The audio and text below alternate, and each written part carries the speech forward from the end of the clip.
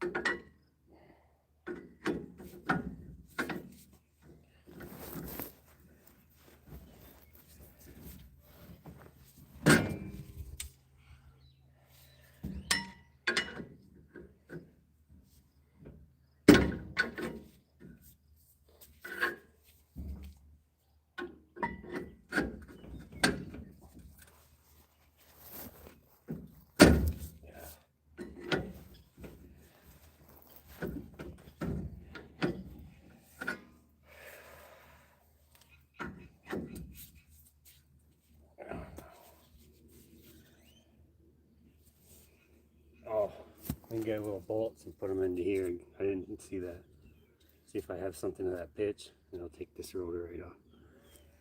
Maybe these will work. No, too small. Let's see what I got.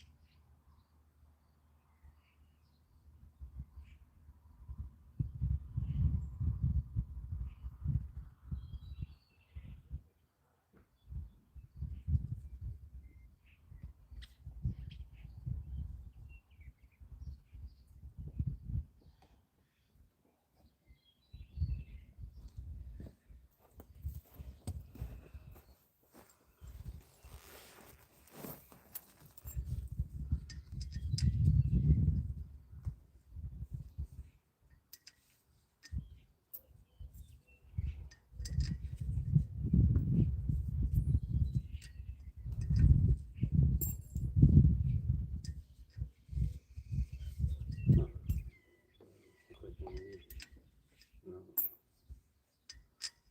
Huh. No. I'll have to go look some more. Maybe this one. Oh, this one might work. The last one. Yeah, last one I tried. That one works. Just gotta get a socket on there.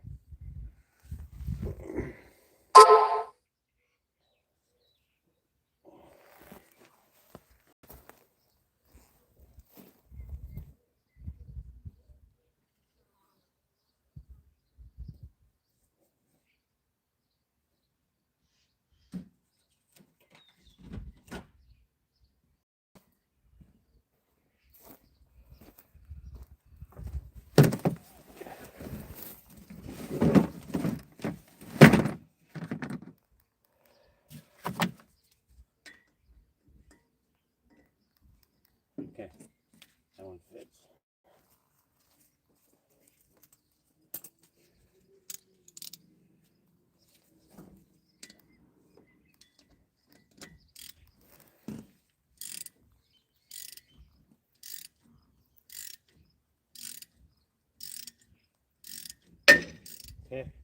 broke loose on that side, or this side. Okay, let's back it out. Might not even have to do the other side. No, I don't. I saved it. Saved me having to get the air hammer out and hitting these points. I was just about to do that and I saw the holes for the threaded part.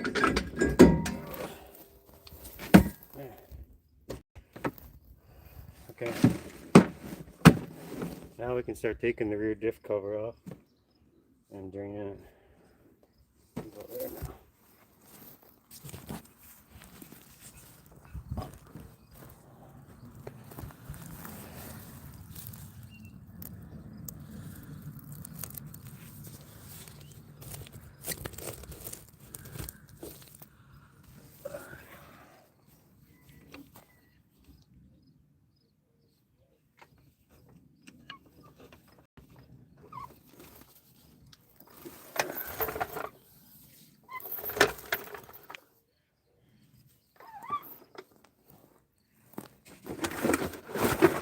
Okay. Better view.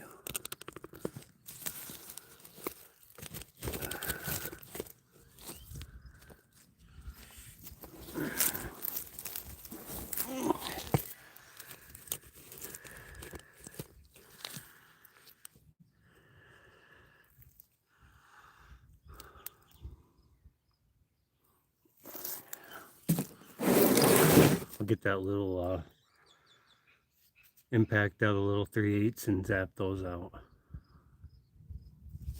Let's get that done now.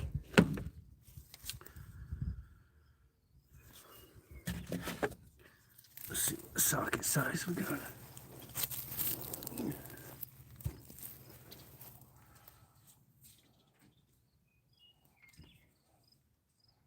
That's the right one. Okay, 13.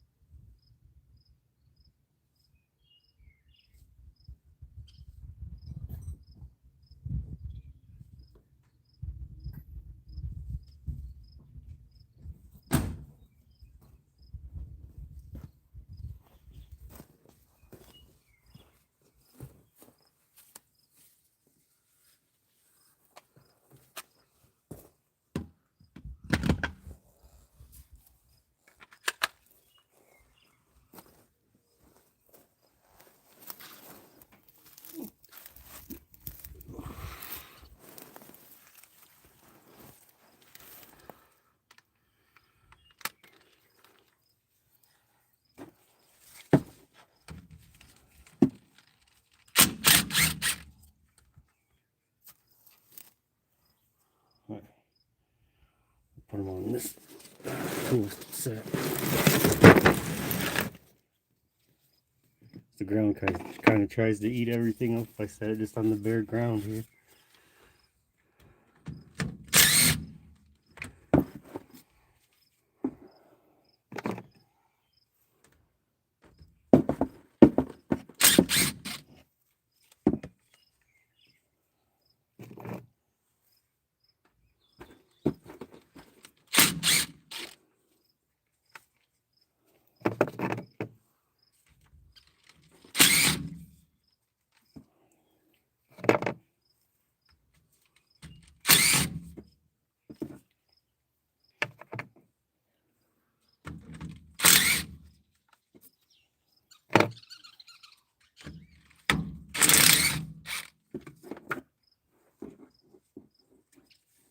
Tag, you don't want to lose that. That comes with the bolt.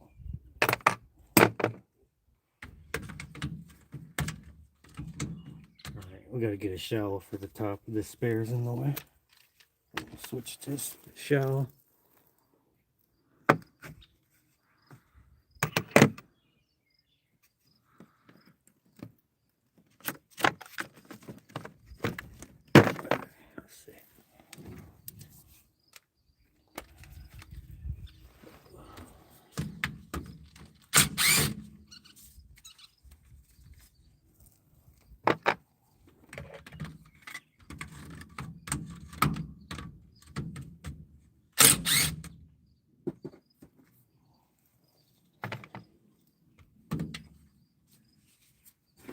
thing's going to be ready to come off pretty soon. I'll loosen the top one, but not totally take it all the way out. Okay. And the rest of them can be off.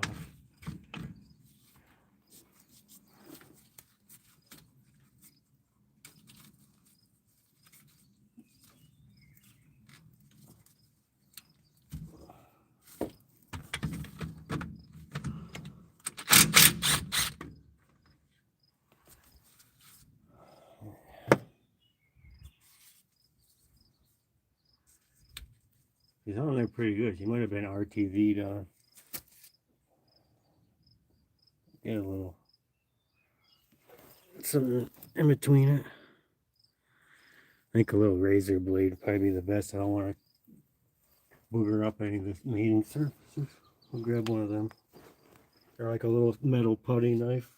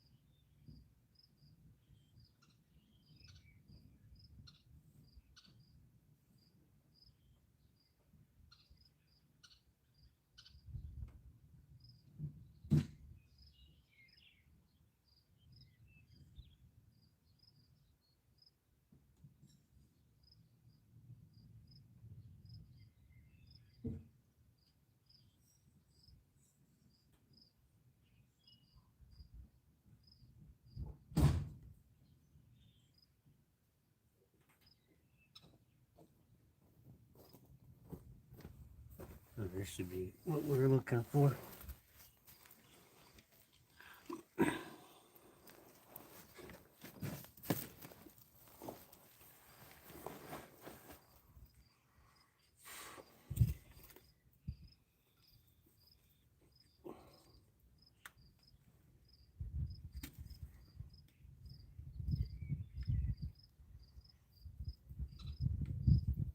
Okay. Alright, so I got a plastic scraper. Probably better for that.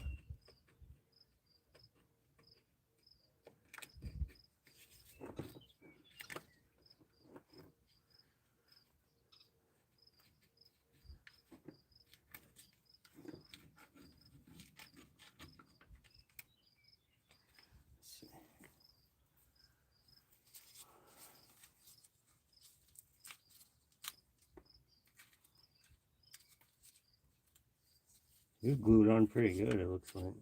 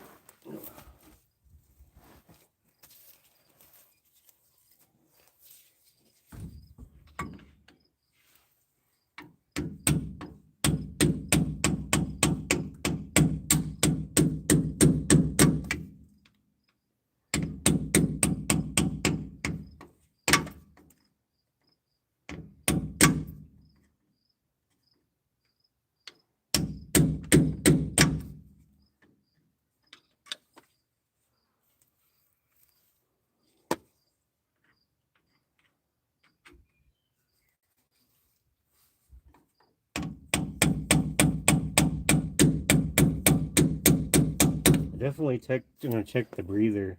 Right, here we go. Here's the breather. I don't think it could be clogged if it's way up there like it's supposed to be. It's still connected to. I'll show you the breather. It's the breather too. Goes up into here for air. Let's see, I can pull it off. It might actually be clogged. No, I don't know. I have to poke around in there, but at least it's got a metal bung here, or the male end. And this is kind of weather checked. I'll recommend as a customer, then get another thing of that. It's like 3/8 hose, and then whatever little end goes on that. So it doesn't look like it's plugged up. Yeah, but as you can see, there's like encrusted dirt. It looks like some either. I don't really think it doesn't feel like there's oil in it. I guess maybe a long time ago, just residual. Anyway, let's keep going, trying to get this cover off. It's starting to get hot here, so I'm trying to get that done. Oops, that's better. Okay.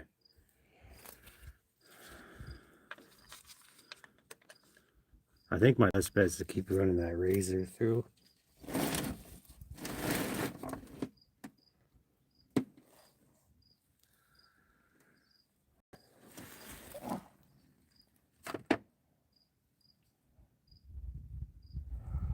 Maybe even this tag will go better. It's more rigid, kind of longer.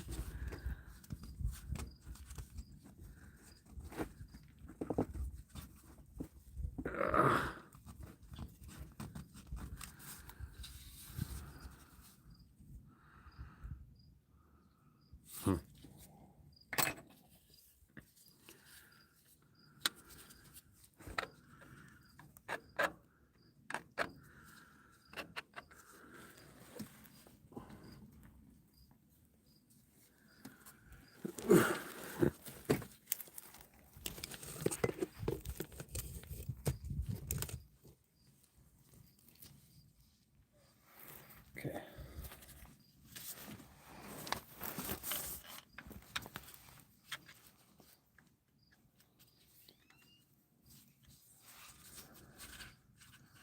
Probably.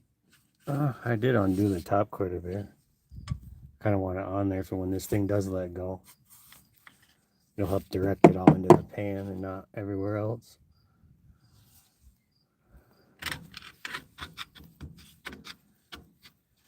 Alright, I'm just going to have to tap it with the hammer from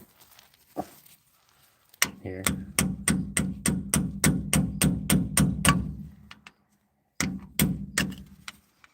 Probably go around the whole circumference.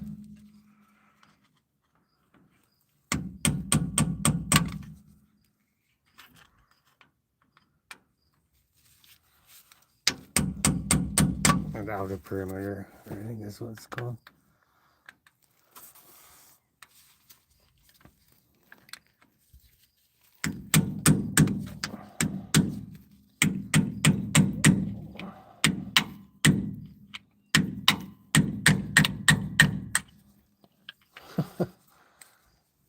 It's sounding really good.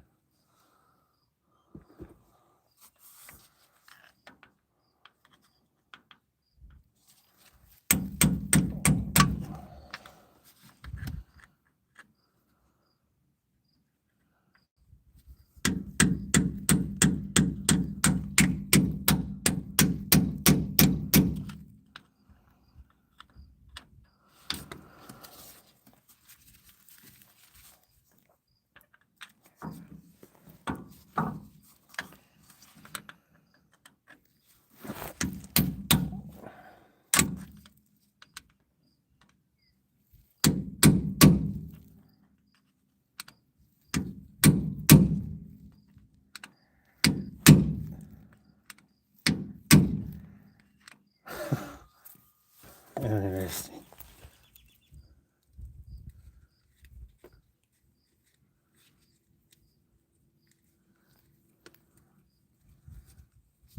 I'll have to get that razor in there. Or something skinny, but rigid enough. This is a little too wide. I think that flat tip. Because I don't want to go through here and booger up these threads. You don't want to do that.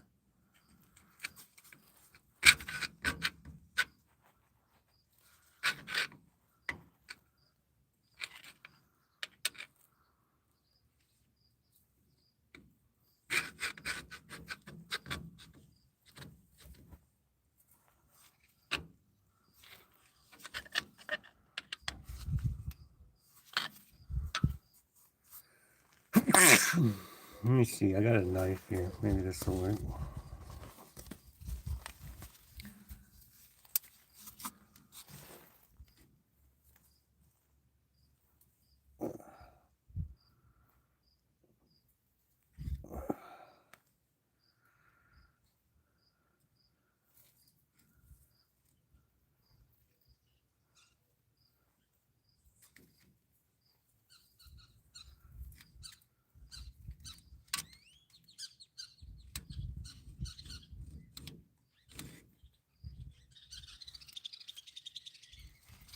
Yeah, I think I could probably tap it through here. Let's try that.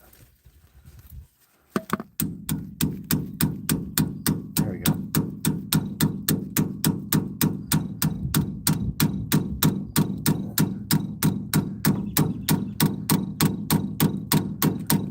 There. I can probably wedge this in here now. There we go. Uh-oh, I don't want my knife in there. Let's go. There, it worked though. I'll have to clean that. There. Just had to be thin enough. And remember, we got the top bolt still at the top, slightly undone, so we don't have the whole thing coming out at once.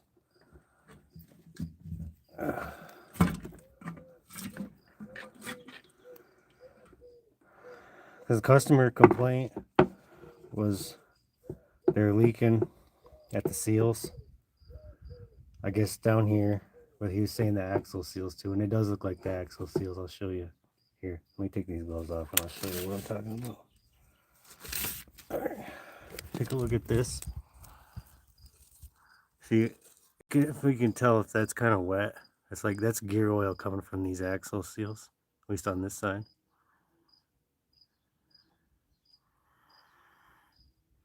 So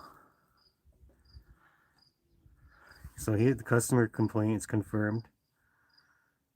I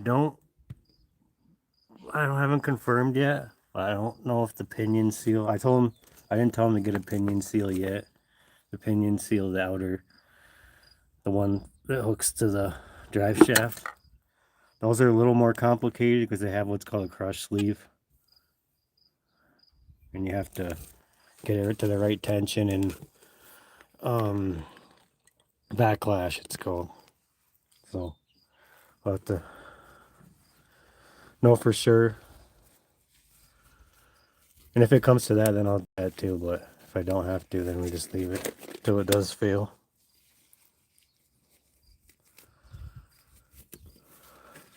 Okay, let's get the rest of this cover off. Just gonna have to take this top part off. Last bolt.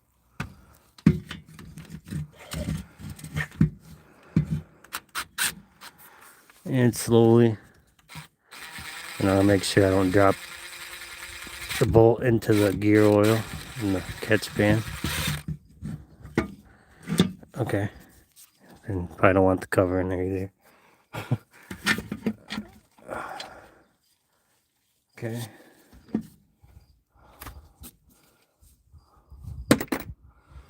Here we go. And I wanted to see if this had metal shavings in it. He didn't think it was grinding or being weird. It just had the leaks as far as I know, as he was saying. So there's the cover. Kind of really dark. Doesn't look like it's been changed recently.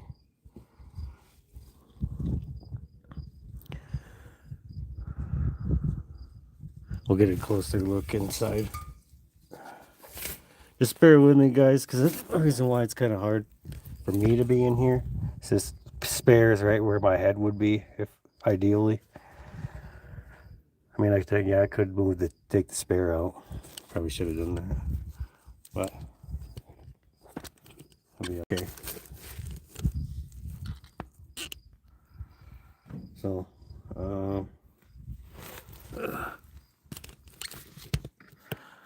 ooh, that looks pretty gross. Looks like it's been a long time since somebody's done anything in here.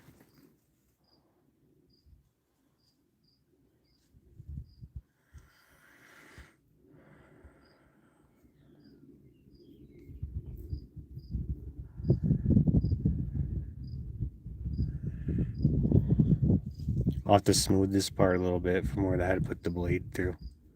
Just a little bit of sandpaper emery cloth. Yeah, it looks like this thing was all RTV'd, a lot of it. Because the outer edges had some. It looks like the regular gasket, but then you put some RTV, you know. So anyway, what we got to do in here, we have to spin this around until we find a little bolt that holds the clip, so we can take these axles out, because we got to do the axle seals as well. Got a bee near me. Okay, we're good. So I'll have to set this down. I'll have to have the axle turn until I can see it, so I can remove it, pull the axle seals out, pull the axles themselves. So let's do it now.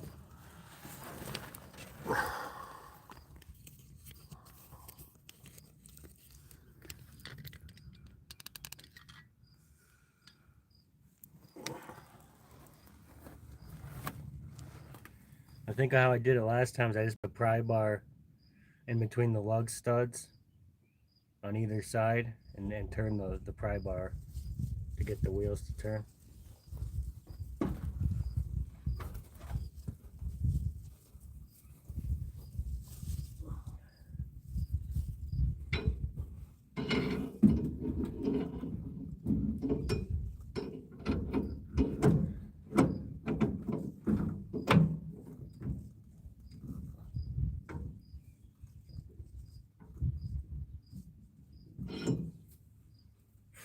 I don't know if that turned. Let me take a look.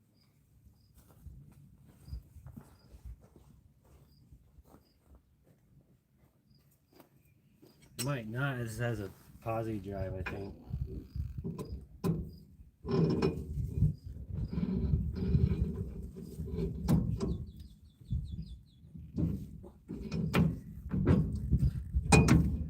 Yeah.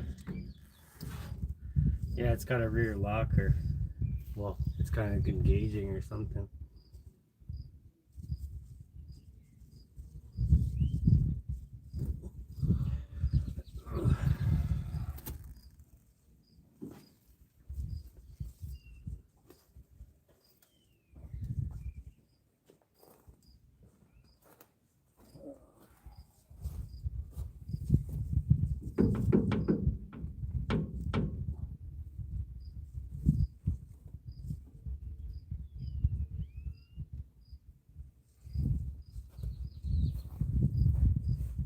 Take a look at it.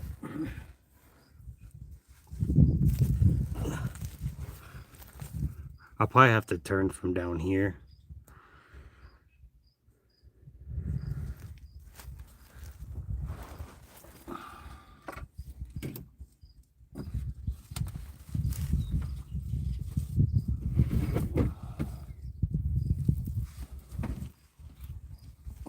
Let's try that.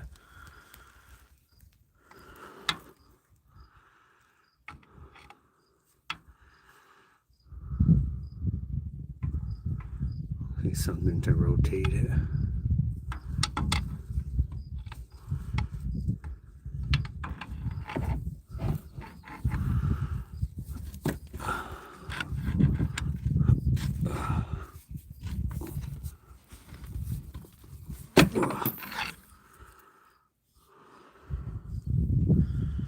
Well, I'll try to turn it from the side and and see if it does anything while I'm looking at it.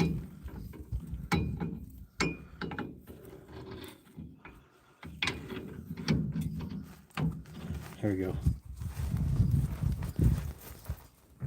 Oh, it is doing something.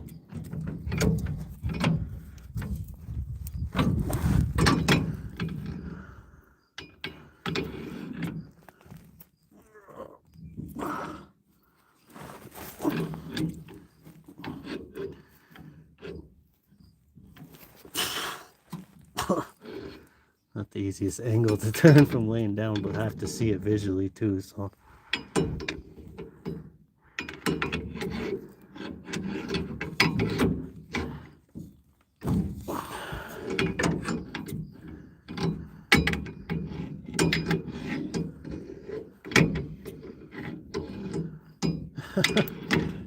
Okay, let's try that. Ready?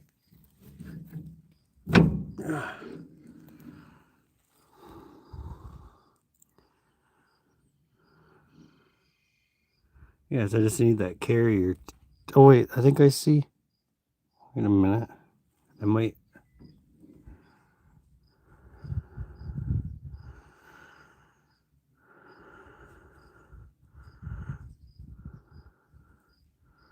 Oh, I think I know what I gotta do. I could try to turn it from the pinion itself.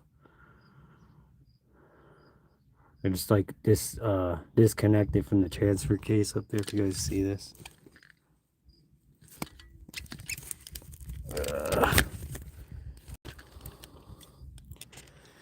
It's all just sagging right now because I had the engine I took out a couple weeks ago.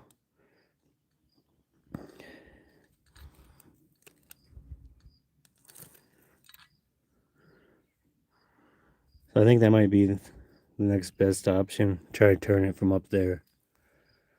And I should just slide right out of the transfer case because it's just sitting on the transmission jack up there with the transmission.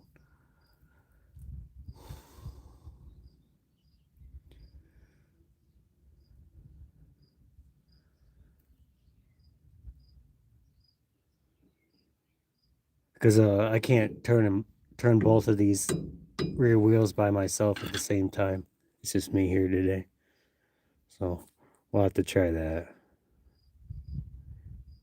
So I'll keep you guys watching from here, and you'll see me go up there and mess with the drive shaft and transfer case.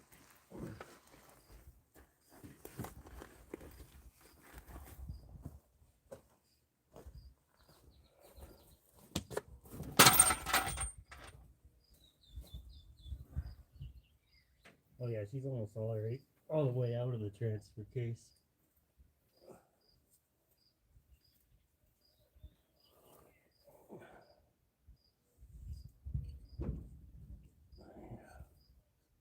I think I just have to move the transmission jack forward a little bit. And it should be good. I'll try that.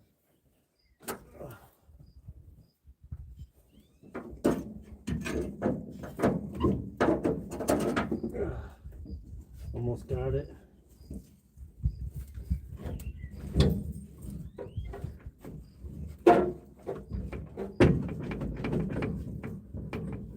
There we go. Almost. I got it. Okay, now I can spin it.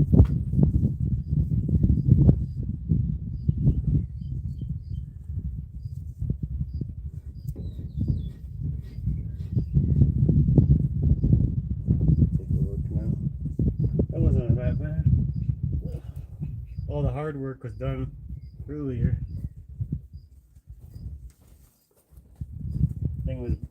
That thing was barely still in the yoke. It wasn't that bad.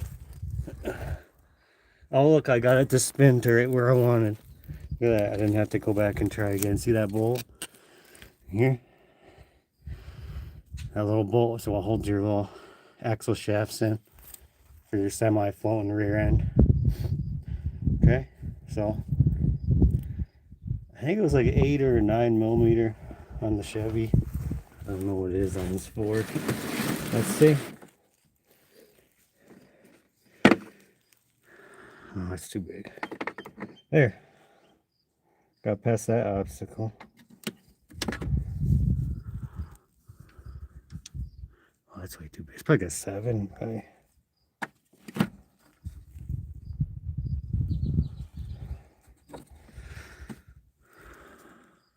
No, it's probably an 8. They seem to like to put 8s. Well, let's see this one. Oh, it's like a 10 actually. It's not a 9. It's a 10. It's a little more heavy duty on here. They put a 10. Okay, then gotta grab my little ratchet. We'll get this baby out of there. Some stinky gear oil. If you guys could smell through the camera. If you guys know gear oil, it's just smell a picture.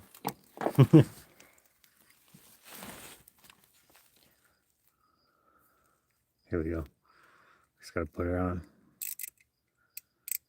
Oh, we got a long 10 or a deep. It's kind of deep. Probably helps because it might obstruct the head and being shorter. Okay. It's kind of offset though. I think I should put an extension.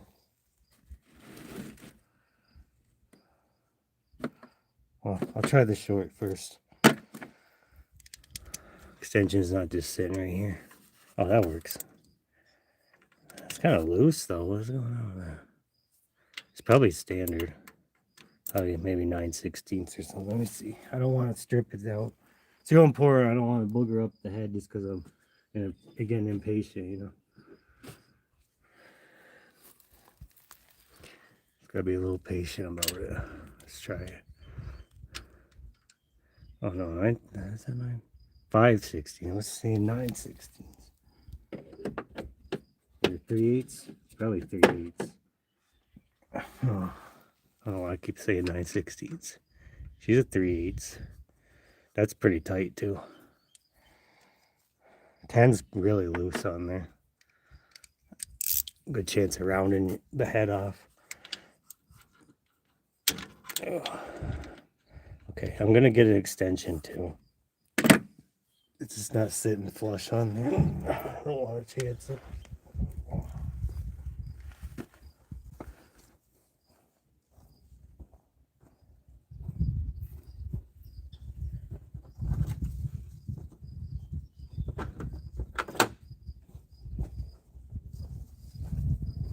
Okay, let's try it with the extension.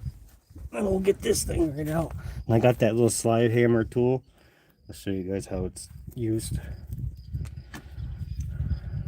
to pull the bearings out. We got fresh new bearings the customer bought to put in. Here we go. Wait a minute, is that the right one? Yeah, it is. It just seems big. I just keep forgetting it's bigger than the Chevy one. Okay, another dilemma.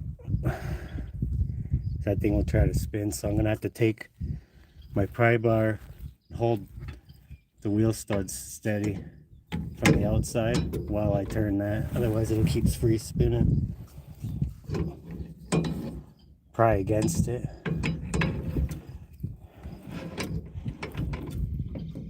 Ugh. You know what? Yeah, never mind. That should be okay.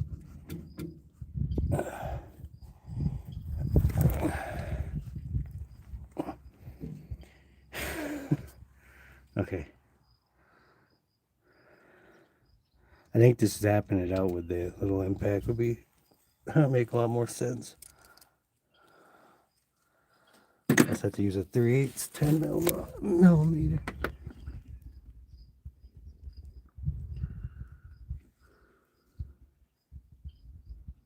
A 3/8 drive 3/8 size socket.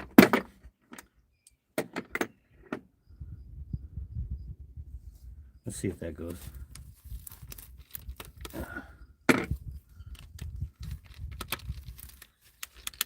Okay, here we go. No, it needs an extension. I got it right here though. Oh, yeah, right here.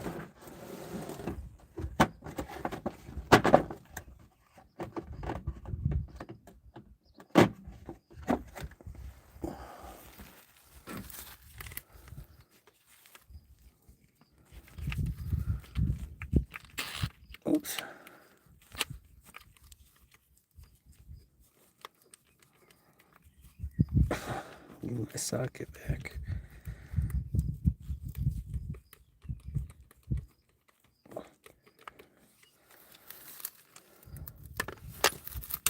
Okay, let's try this now.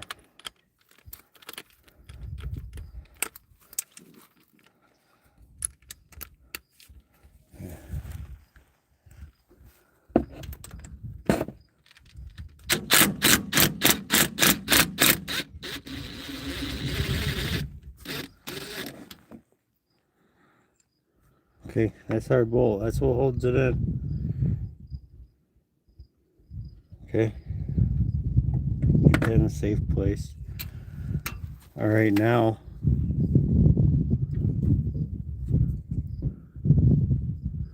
oh wait, this is what we got to get out.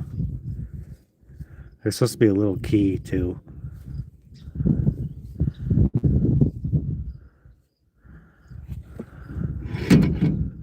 Oops. Okay, that's okay. So what we got to do,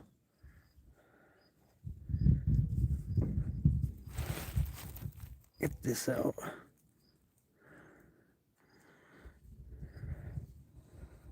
See this thing?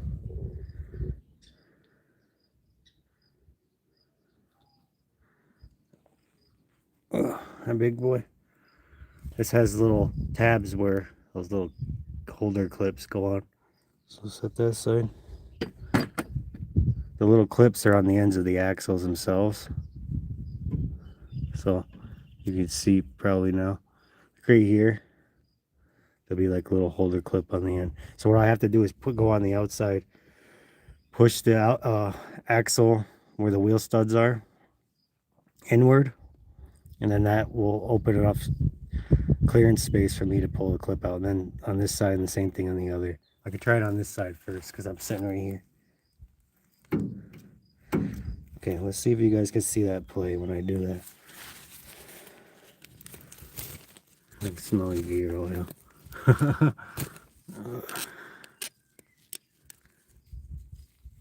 Okay, so here we go. So I'm going to push it all the way in. Now it's all the way pushed in. And I think what I should do is grab that little magnet I have. Hang on a second. Usually it's easier to take them right off with a magnet so they don't lose it.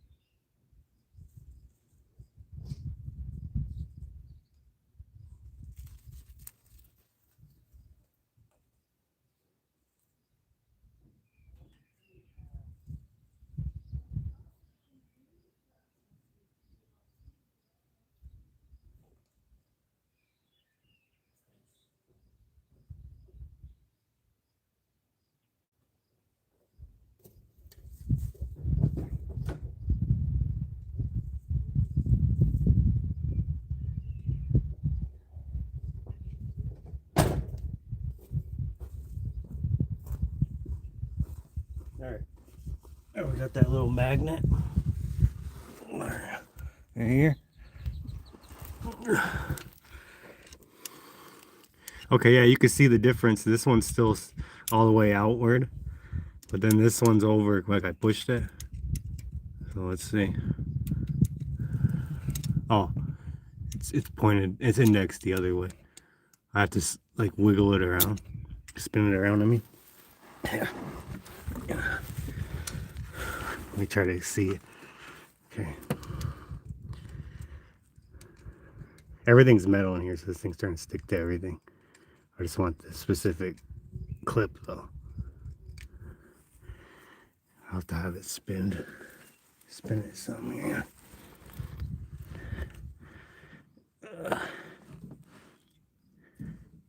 No, not like that.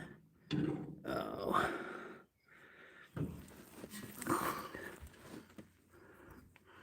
Oh, I'll just have to try to finagle it. There we go.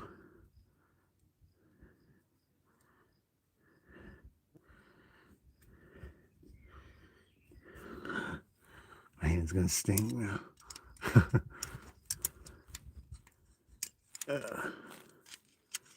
You know what? I'll just tap it over.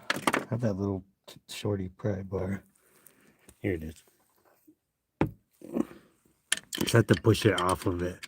It's a little C clip, basically, like a C shape. And it's held in by pressure from that bolt with that rod. Oh yeah, I think I got it.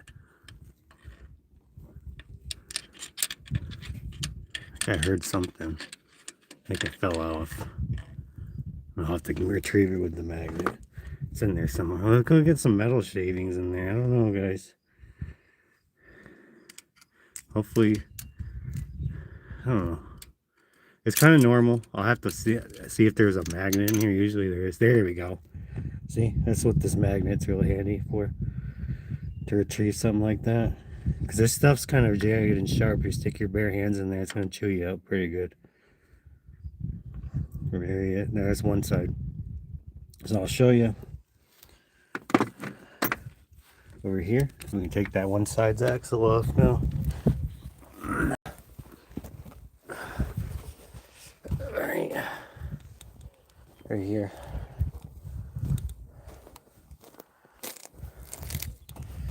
See how I had to have the pry bar to spin it earlier until I took the drive shaft off of the yoke of the transfer case. So let me zoom in some. Well, probably not that much. Get a better view. Put this dial in, excuse me. Okay, here we go.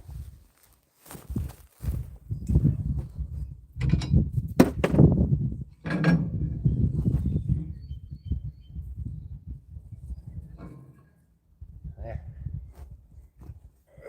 That's it. That's one side.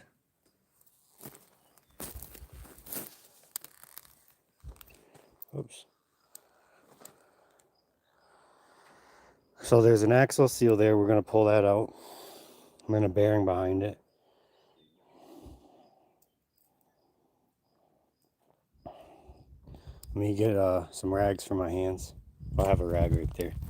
Just gotta wipe my hand off, put some new gloves on. Let's take the box out. Right here, the axle seal is pretty. Yeah, you could tell the axle seal is screwed up actually. Let me zoom in some for you. See how it looks all like greasy and wet?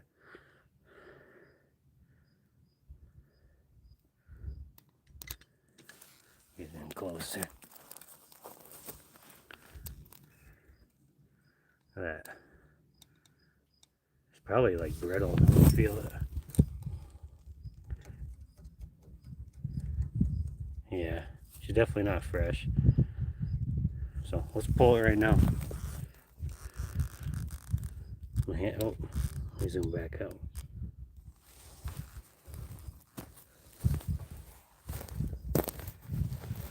Pry bar, like right on the edge like this. Okay, bigger pry bar. Just like that. No damage done to any of the internal, done. Now this bad boy, I got this tool over here for it.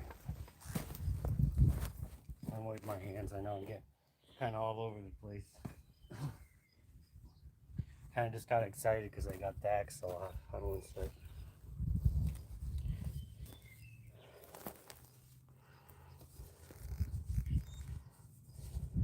Okay, so there's the seal on the ground, the old one. So before I go further, I'll pull out the new seal and make sure it matches.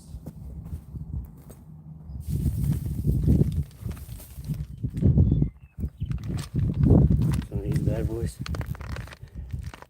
Well, these actually come as a set from Rock Auto. Here's your part number.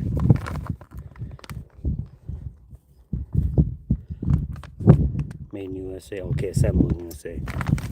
Not technically made in USA though. But you get what you get these days. Okay, so here's our new seal. Let's see.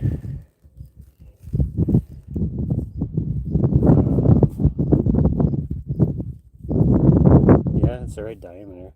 This one has a lip though. This other one doesn't. They didn't have a 4 genuine one available on site. I believe it's the same diameter though. Yeah, that'll do. Now making sure we put it in the right direction. Oh, the year and model. Sorry, I didn't see you guys say anything. It's an 05 Ford F150 XLT crew cab 5.4 engine. Right here, it's the new engine from Powertrain. We're getting the parts accumulated a little bit over time to put it all back in and get this thing back on the road.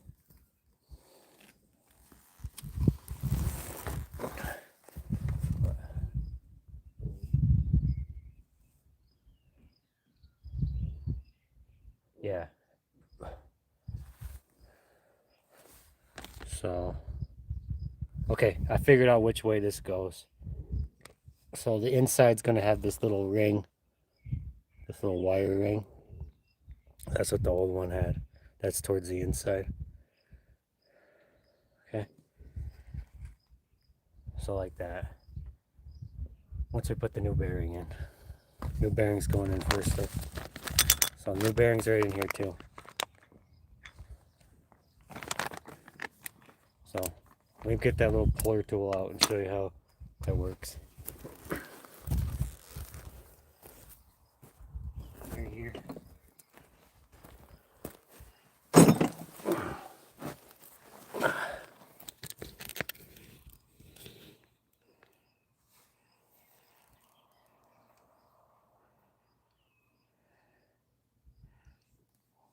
Okay. And we'll get the parts that fit for this specific vehicle. But yeah, that's like they've been leaking a while. See how the greasy it looks. These sets, I think they always open like this way with the sticker pointed down. But there we go. See if this one is too big or too not big enough. I don't know what I'm talking about. There, perfect. We'll go with that one.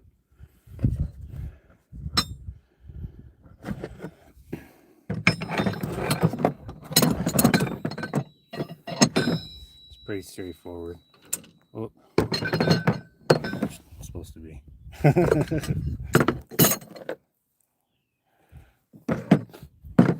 I can smell that grease or the gear oil right now. We're in the open air. If this was the garage, I'd probably be passing out. Even with the doors open, it's pretty nuts. Like it's really strong. Gear oil's something different.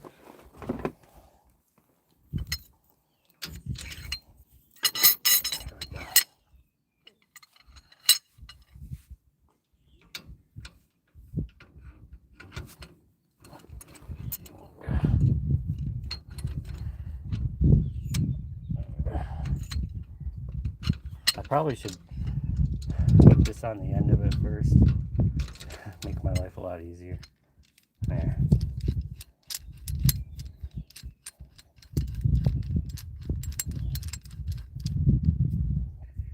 Okay. Okay. There we go. Let me make sure you guys can see it good. You guys see it too close.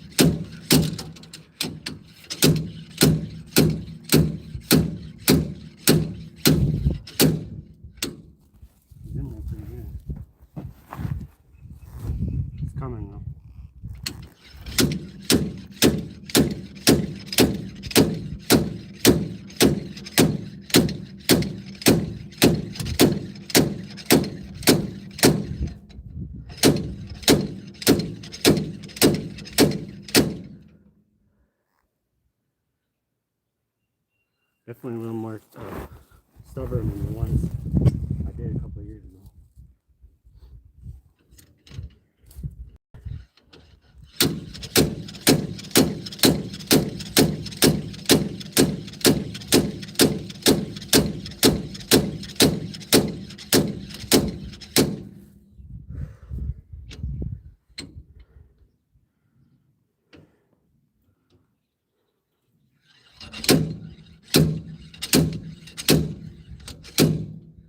I get some gloves on.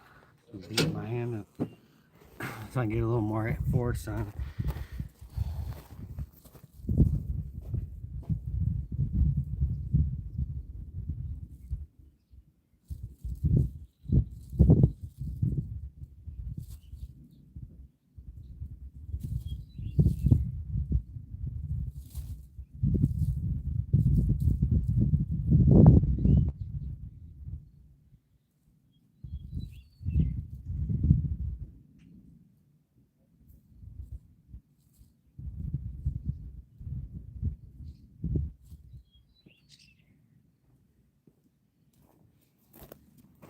Try it now.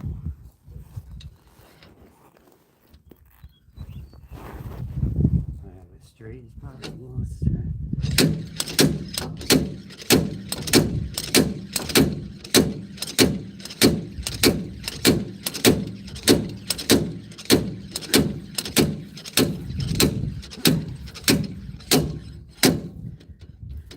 Maybe this one's a little too wide. I'll put a little bit shorter one on. Maybe it's catching on the side.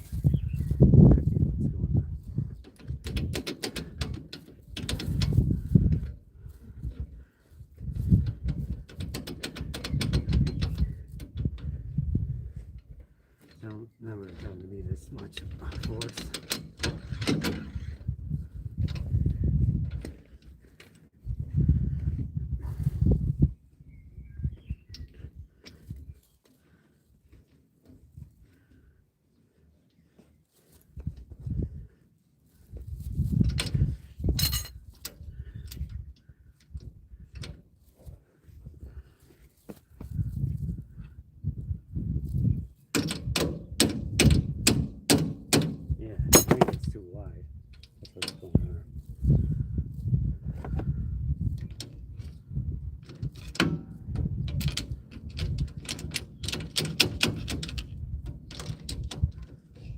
Just slightly too wide.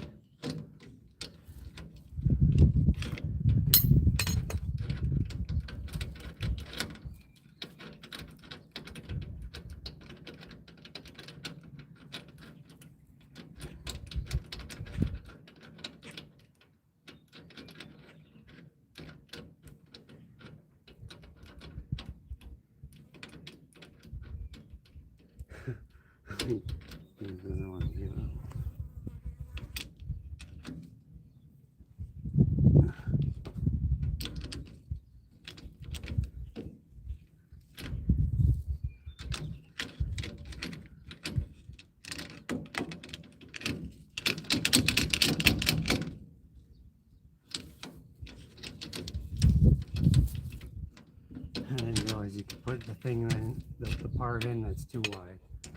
It fits in, but then it's not wide enough, or too wide to have the clearance to just not catch the side, apparently.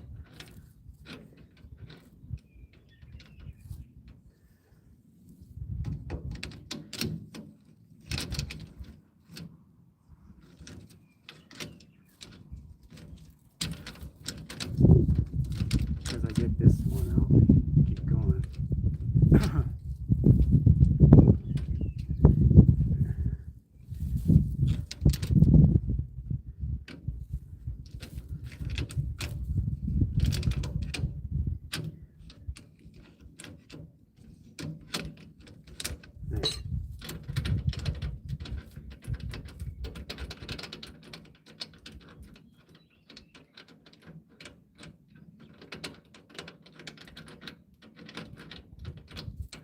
Let me grab my little hammer.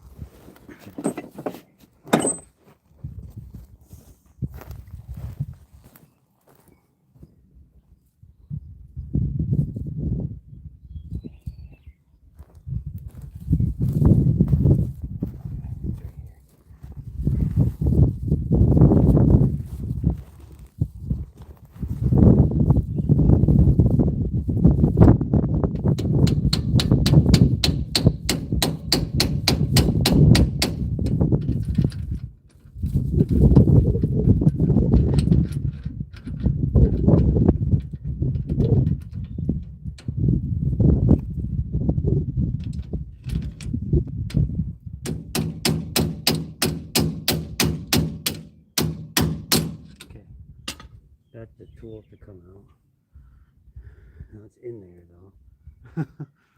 Oh. Where'd it go? Way far in?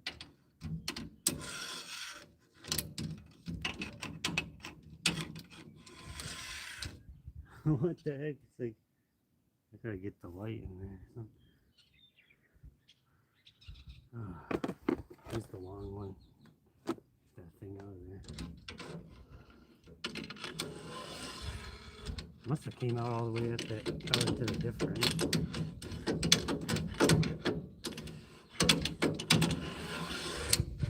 Okay, I got it. Thing just said, see ya. There. So I'll measure up and use one that's skinnier than the other one.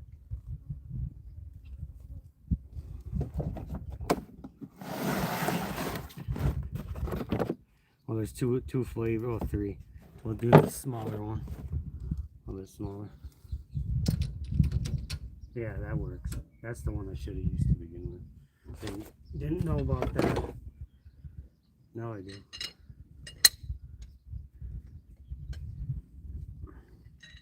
You learn all the little quirks when you start doing stuff. So I'll take it back out and put it on here first.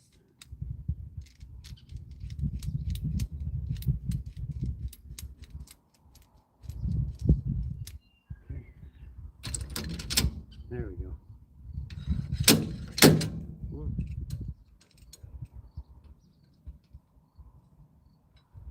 What the heck? This little handle thing came up. You can see it, guys.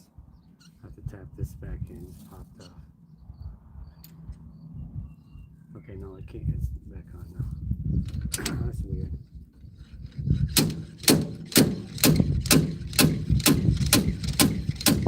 Now it's working. There. Don't use the one that's too big. I mean, it works like it's supposed to. Okay.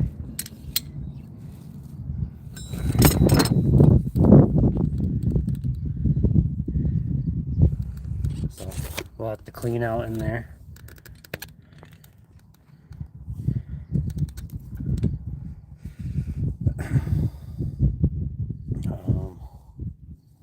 I got a little rag right here.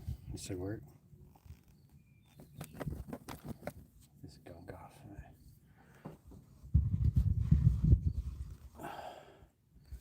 Try to get it nice, clean as you can get it. Done these a lot. Kinda.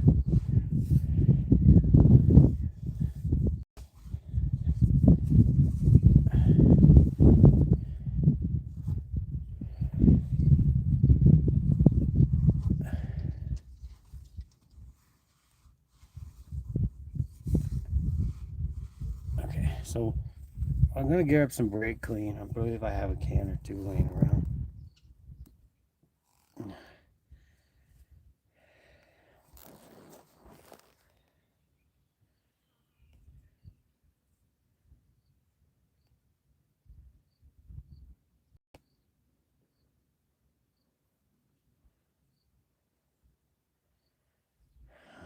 I'll grab the brake clean,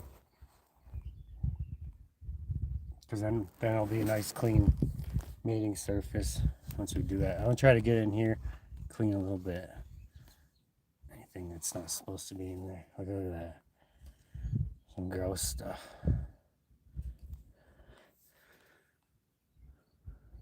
Yeah, I think the tube could probably use a good cleaning. I just put a clean rag on the end of this pry bar and run it through, or a broomstick or something like that. But let me grab the brake clean.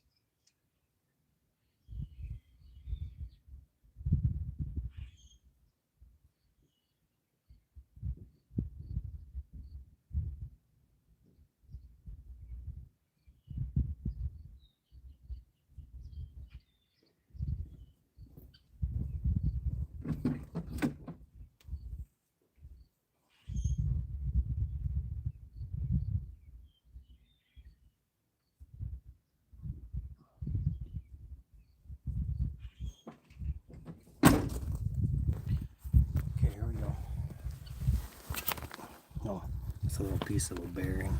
Thought that was a socket.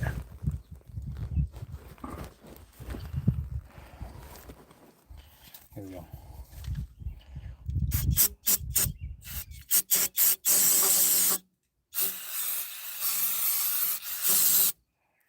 It's gonna need quite a bit to get it off of the back plate. Park and brake apparatus that looks oily.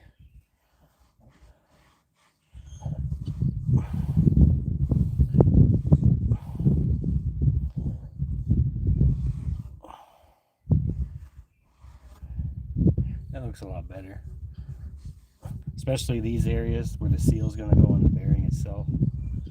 I want that clean as possible.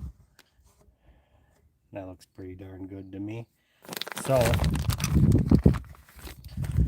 we can start putting the new seal in the new bearing.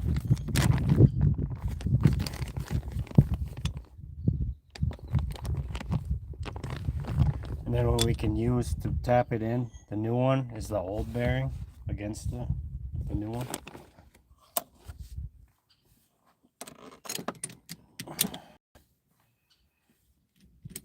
Here's the old bearing. We'll get it cleaned up enough so we're not contaminating everything by putting it in there.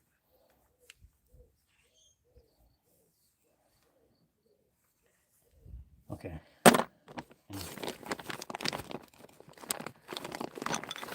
It's our new bearing. Okay. Old one. Okay, they look identical.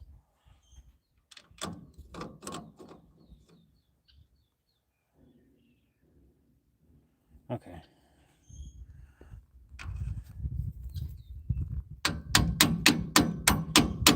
I think that piece of 2x4 against this stuff will serve it well. I'm gonna grab the 2x4.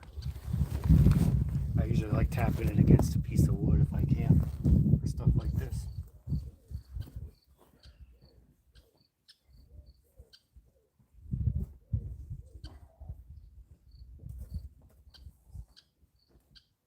Because I really don't want to put any dents or witness marks or anything or damage the new stuff at all. It defeats the purpose of the new part. It's all damaged. So just like that, and we'll try to hit center mass with it.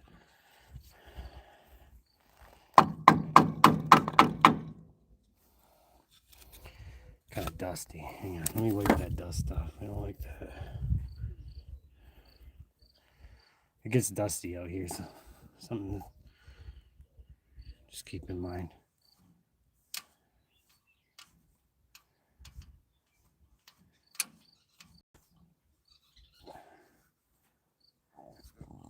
So, okay, here we go.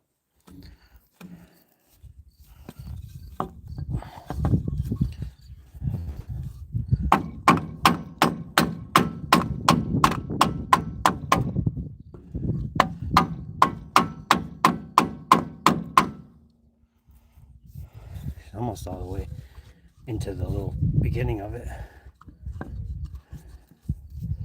don't want to hit my finger.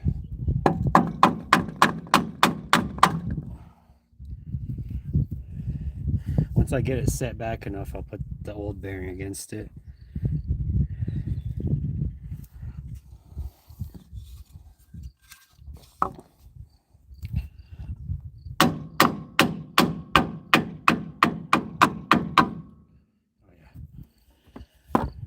Okay. Now we'll put this old bearing against the new one.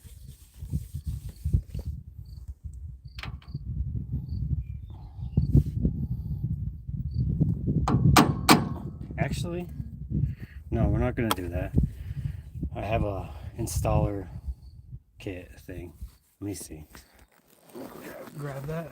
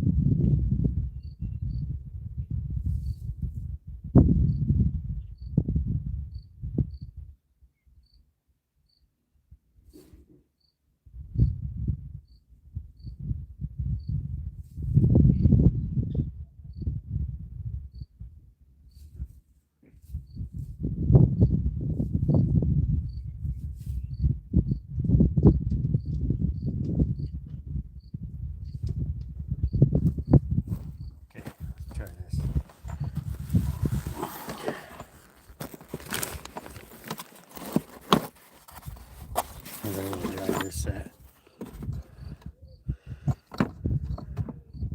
Okay. And here's what it looks like inside of it.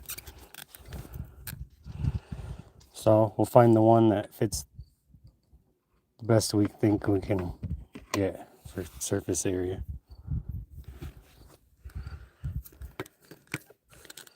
Okay. That's pretty good. That's about dead on. I'll try that one first.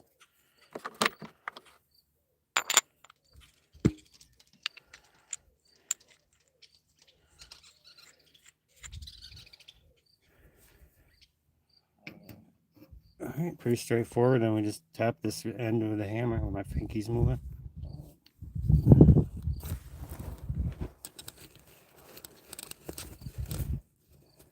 Okay.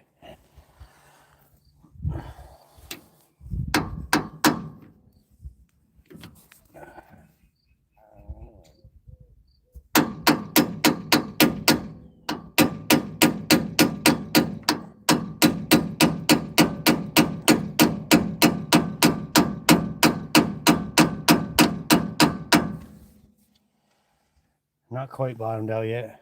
We'll finish it up though, but that's the way to go, using that tool versus just the old bear against it. Yeah, nice having this thing.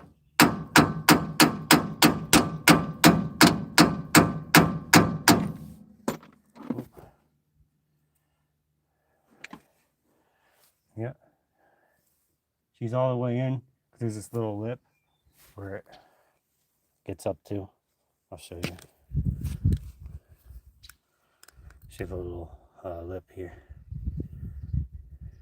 Okay, now it's time for the seal. So just to make sure no leaks whatsoever, we got a little tiny bit of RTV. We're gonna put this little thinnest little layer on the outside of the seal, and then we press it in. So let's do that now.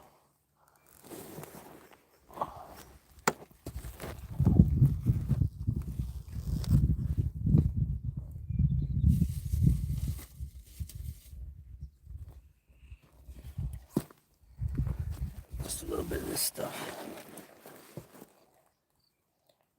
Okay. Preferably, I'd probably try to use the black, but this is okay too. Should be fun. Because it's not actually doing all the sealing anyway. Just to ensure that there's any leaks possible to prevent all this kind of stuff. Okay, there we go. Just poke the hole.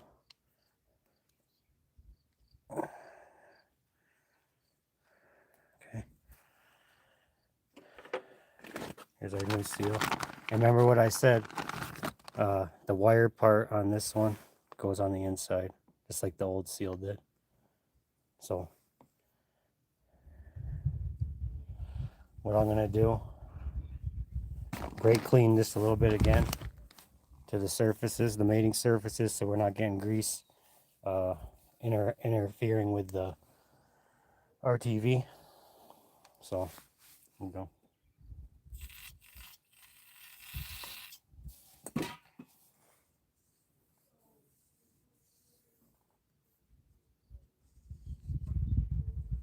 Any foreign debris out of there. Okay. Okay, then I'll do a little bit on the seal, outside rim of it itself too. Okay, here we go. That's probably plenty. Just go around it and get it clean. That's all we're doing right now. Oops. Okay. Yeah, grease free, all that stuff. Okay, remember we're gonna put that little bit of RTV now.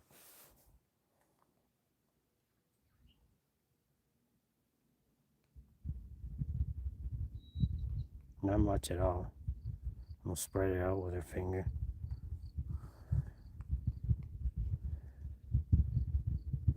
Okay. Ready?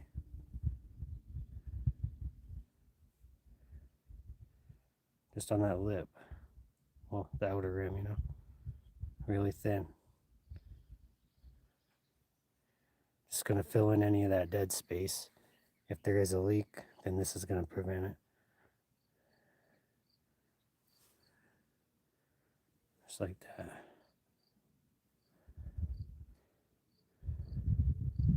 Okay, and then remember the wire goes on the inside of that.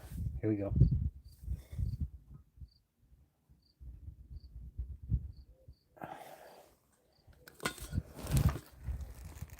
Get the seal driver pounded in.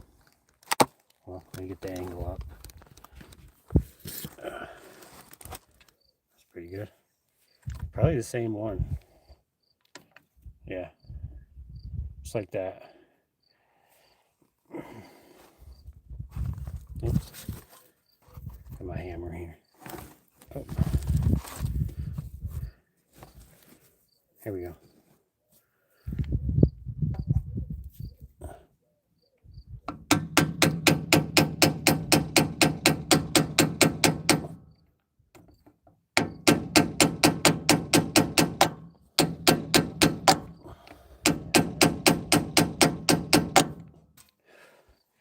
Kind of canting a little bit, so I'm gonna have to offset that by tapping the other way.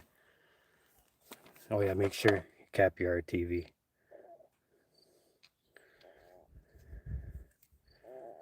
There.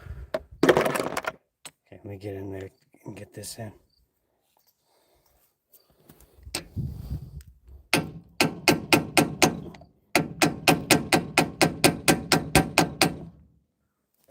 Kind of canting.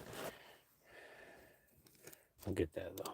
I have to turn you guys because I'm trying to go where the thing is itself. Kind of there. Here we go.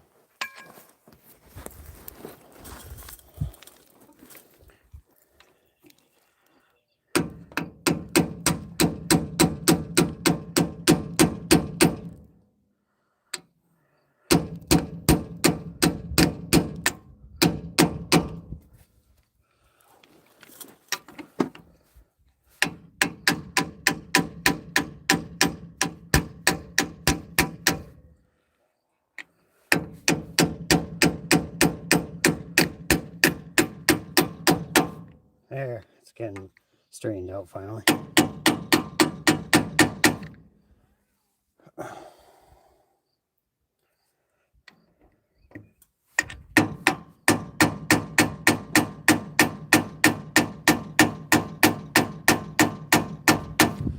You just got to get it so it bottoms out against that lip where I showed you guys where the bearing was sitting earlier. It's not in there all the way yet, and it's still kind of cockeyed.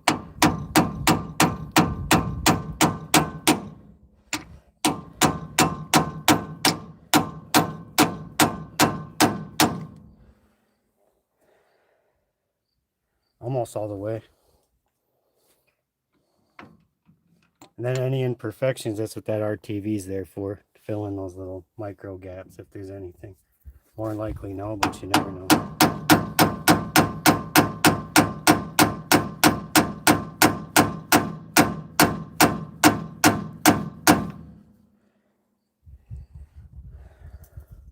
That looks about right, done. Do a couple more love taps and we'll send it on its way for this side.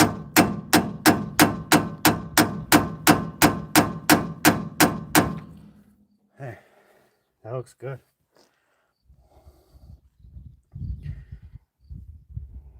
Okay, on to the other side.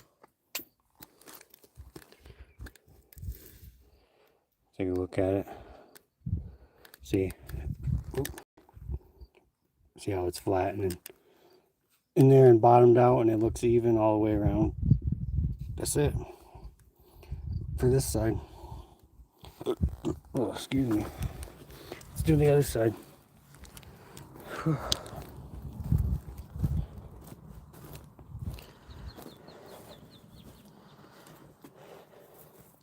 So this side, we just have to get the little seat clip off of it.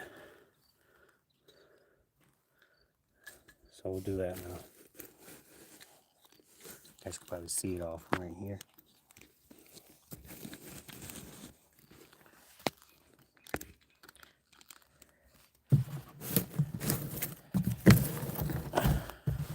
I'll get in there once I get you guys posted up for a good view.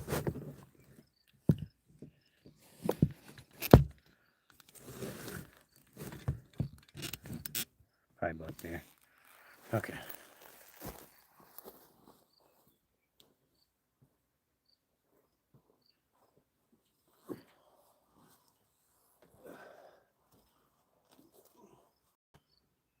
Okay. So what I had to do on this side is push this inward like that. I got that little gap. I get my little magnet. See, this is what came off the other side. Same thing on this side.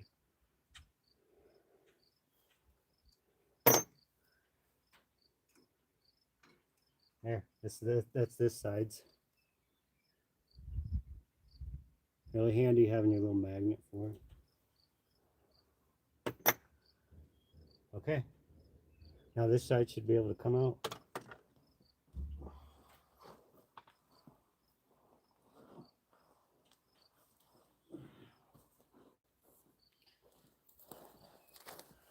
And if I did everything right, this should pull it out. Yeah.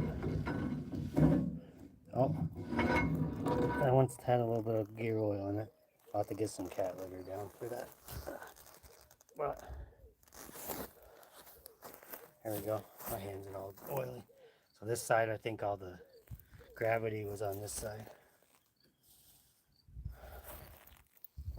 Everything's set off to this side. Here we go. I'm gonna wipe my hands and I'll show you.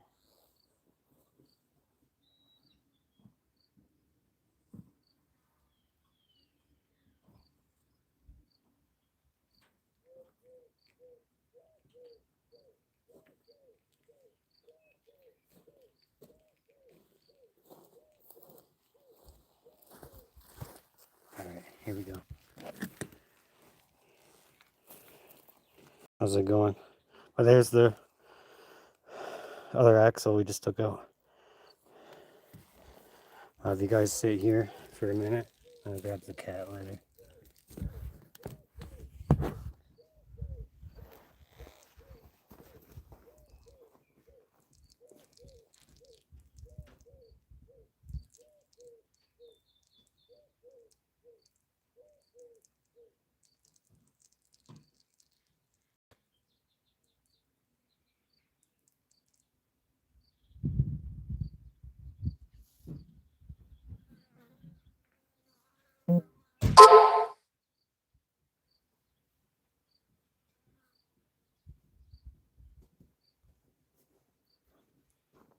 Well, I'll just put this pan here for now.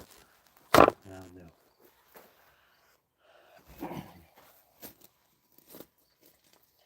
Okay, just like the other side, I'm going to grab the pry bar and pull out that seal.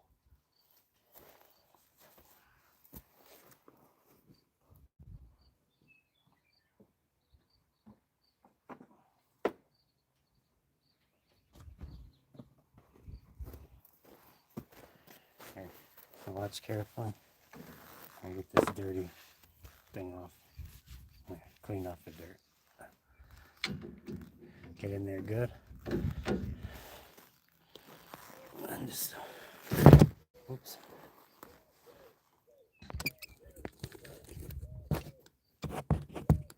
Just not hammer down. Here we go. Bam. No damage at all inside of it.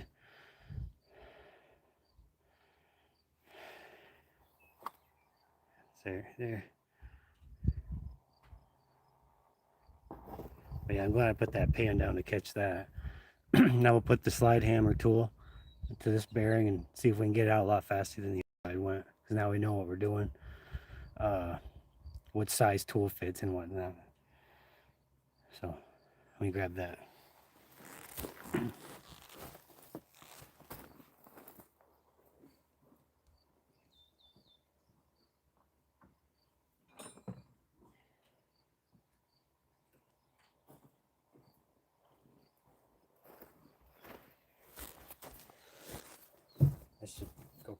move.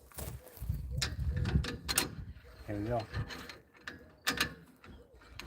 We'll see if you guys can get a better view.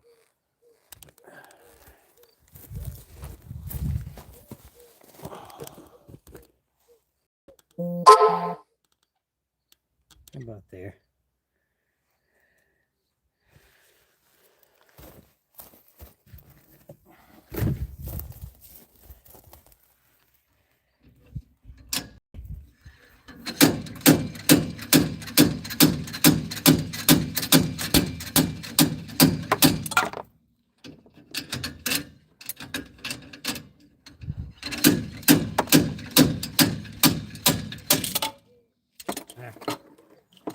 He's out.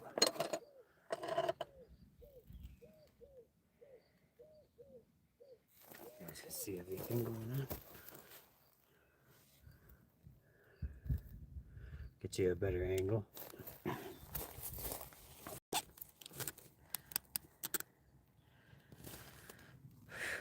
Okay. Now the new part's going.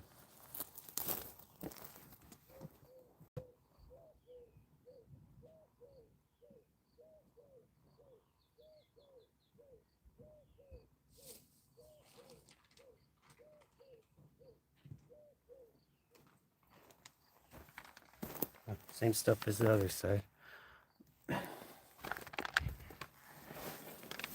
These are from Rock Auto, parts number here. This is the rear end with the ring gear. I think it's the 9.5 inch ring gear.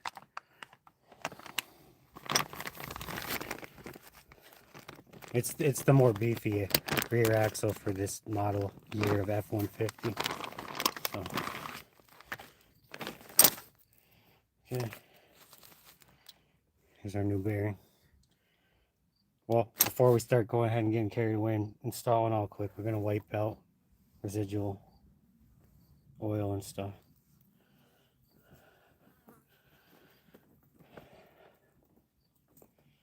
Okay, here we go. Semi-clean rag. Clean enough. Cleaner than what this is, so it's okay.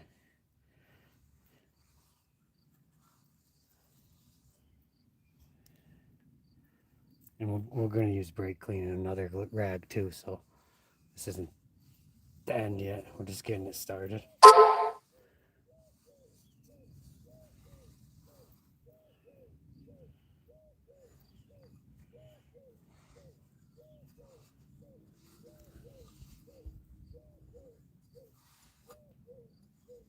Alright, I'll get another rag now and the brake clean over here and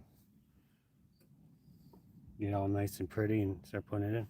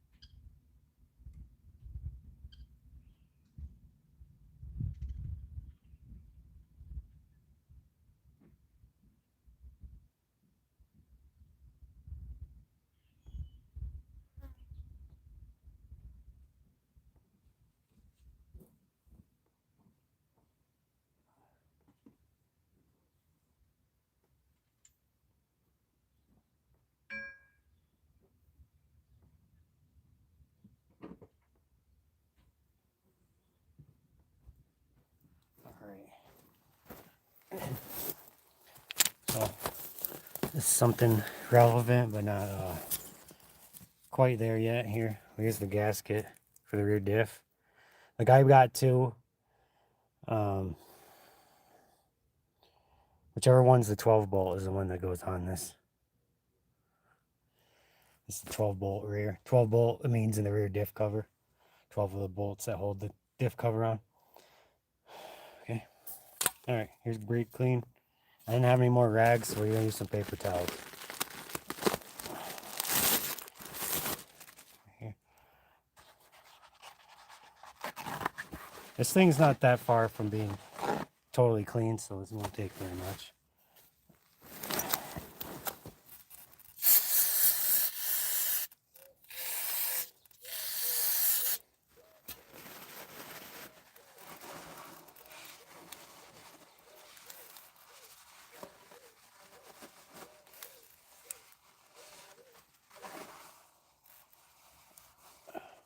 Just be careful if you're doing this yourself and you stick your hand in something like this and go all fast, you might catch a jagged edge and cut your hand open.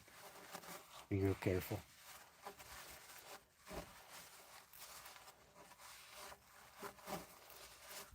Okay, throw that in there. One more quick wipe down. I see some little bit of stuff still, tiny bit.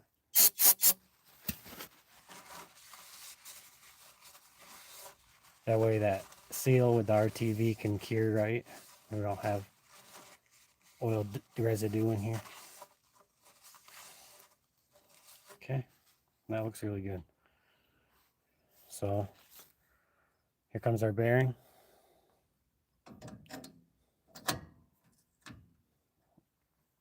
Like that. And look, we got some dirt on this from the RTV. We're going to wipe that before we start using it.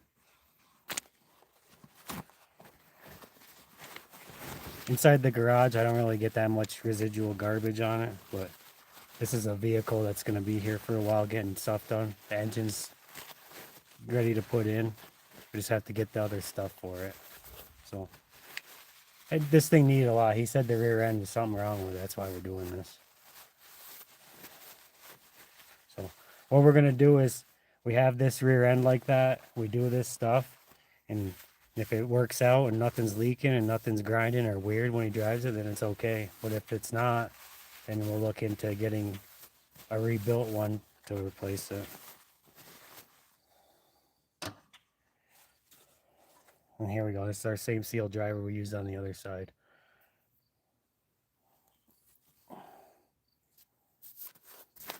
Here we go. Let me get a little more comfortable position and get you guys angled so I'm not obstructing you guys.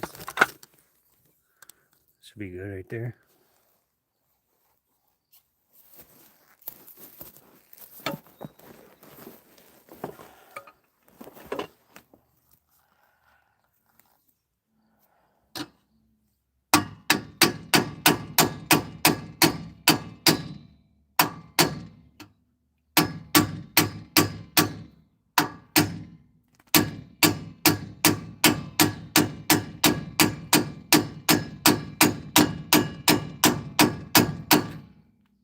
Bit more to go. It's going smooth though.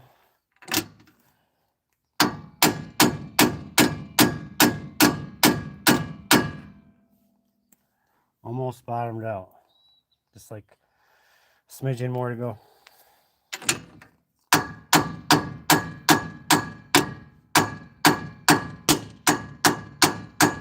And you'll know when it bottoms out because it won't, the sound of the hammer and everything will be different, and it'll just kind of stop. It won't go deeper.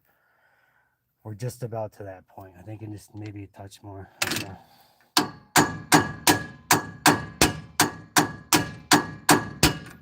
Okay. Pieces of the driver. I don't want that in there.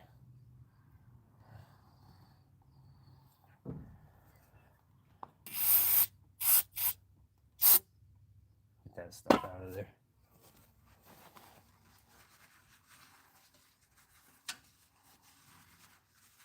Because what happened when I got it down to bottom out, the little driver it starts catching on the lip a little bit. And it being aluminum or something, I think it's aluminum. It chafes easily versus steel. So it's something to keep an eye on when you're doing this. if you're doing this yourself. Okay, now a little bit of brake clean.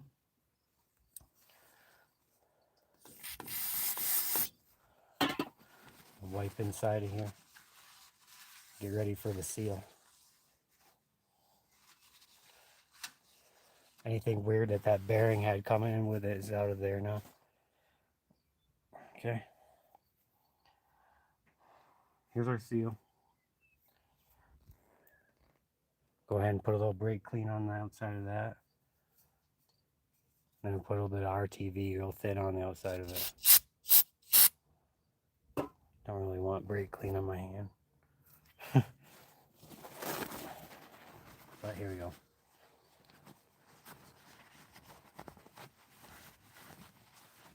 Okay.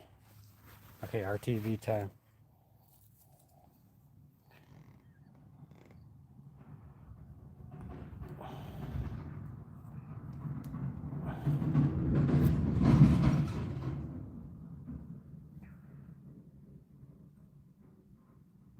We'll spread it out with our finger. There, that's probably plenty. Cap this stuff too.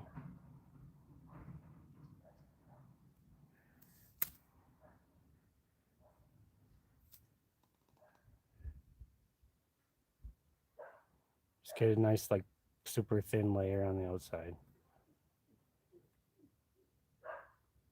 Anything more than that gets wiped away. We don't want big old globs or nothing.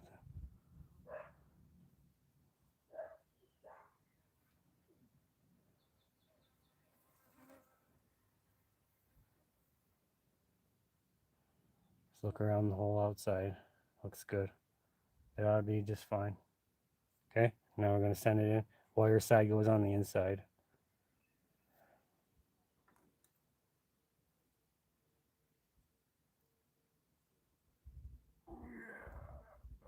Just like that. Now we'll use the seal driver and drive it home.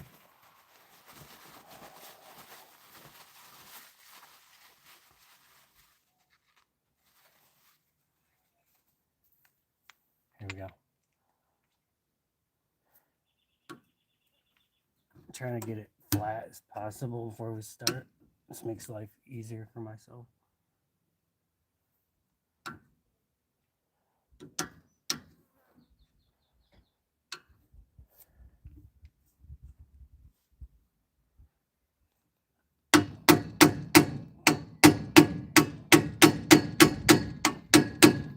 And make sure you don't booger up any of this with this little bolt sticking off the end of it. Just be real careful.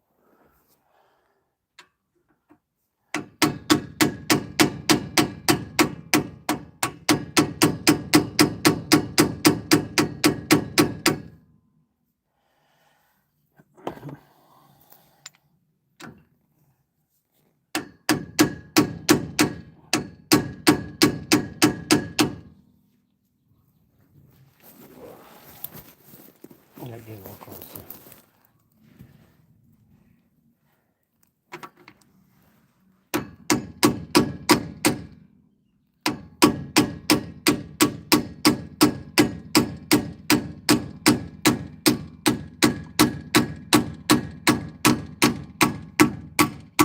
There we go.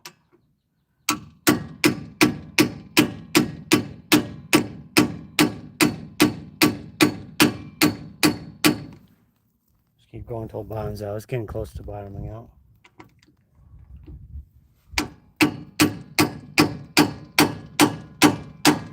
Ow. That's okay. I didn't hit that hard. We're just about there. It's really close. Whoops. Yeah, I got gear oil on it. I'll wipe that.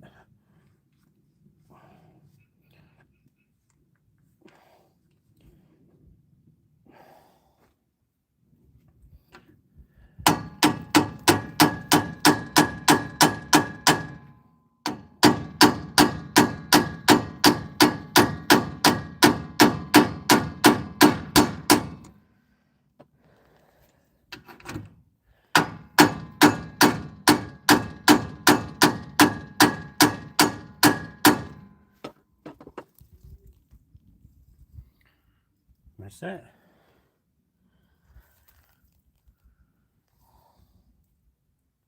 Well, the installation part anyway. We got a little bit up a bit with some gear oil too before axle stuff goes back in. So we'll do that now.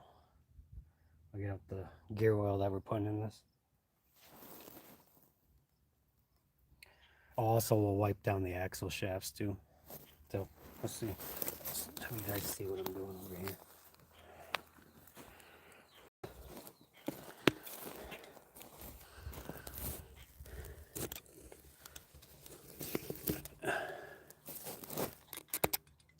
Just like that.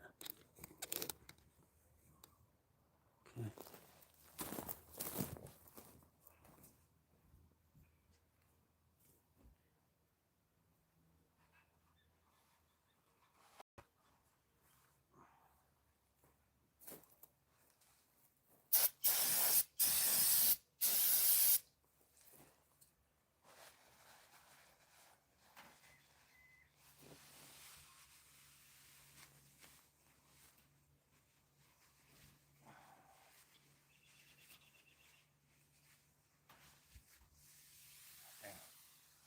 It's not going to be perfect, but we're just getting out of the gunk off.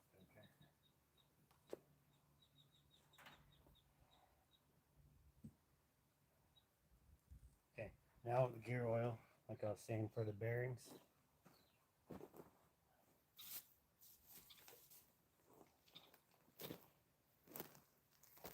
This is what we got. Had a customer pickup. This has the limited slip additive in it, so that's good.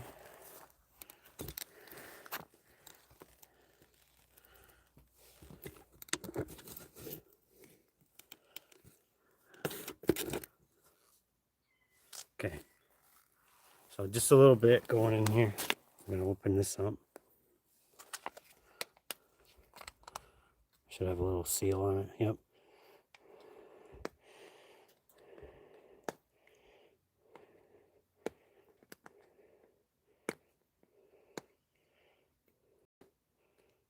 They're sealed pretty good. Okay, I got my little knife right here. Here. Whoops. They're feeling pretty full, huh?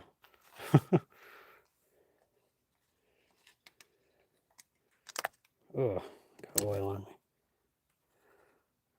Oh, it's all in fun.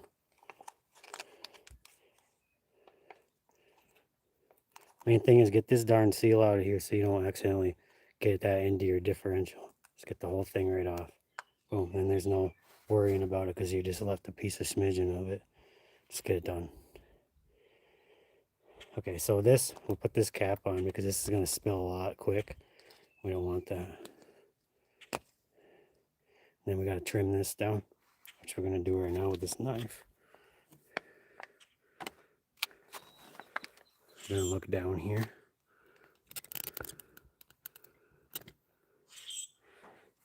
You'll see what I'm doing. Just like that.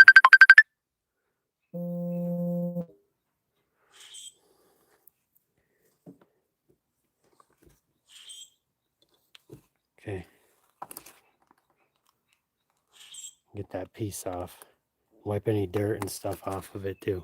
Some dirt from my hand, we don't want that.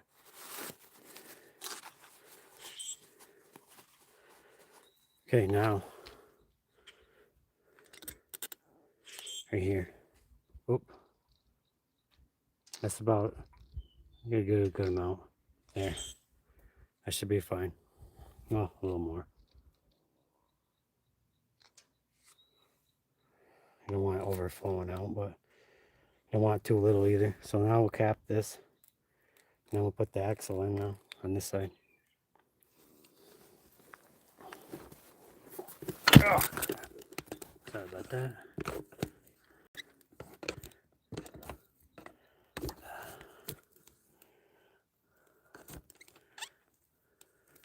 Got tools here, hang on. Okay, now the axle is going in.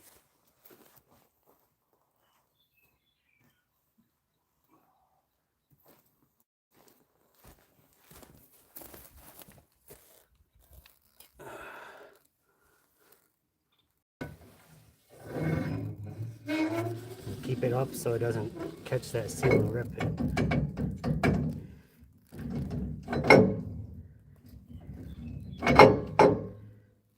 Okay, let's see why it's obstructed.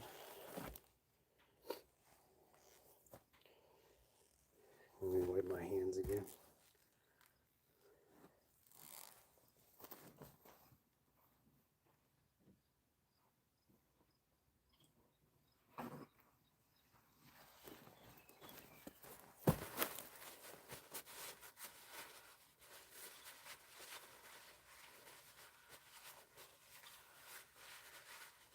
Okay, so I'm going to look over here.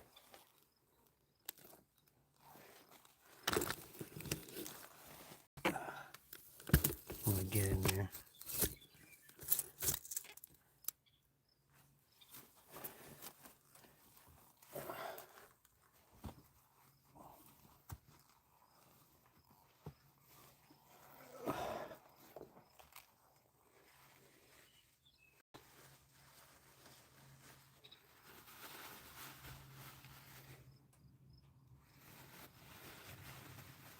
I don't really see why it should be hanging up. Let's get you in here.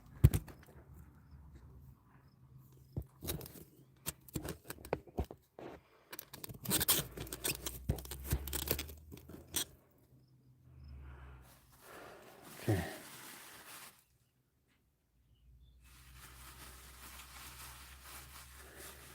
Okay, I'm going to get up and I'm going to try to push it in again and see what happens.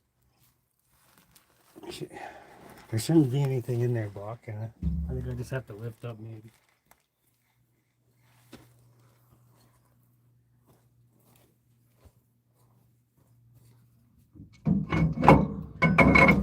Yeah. She's in.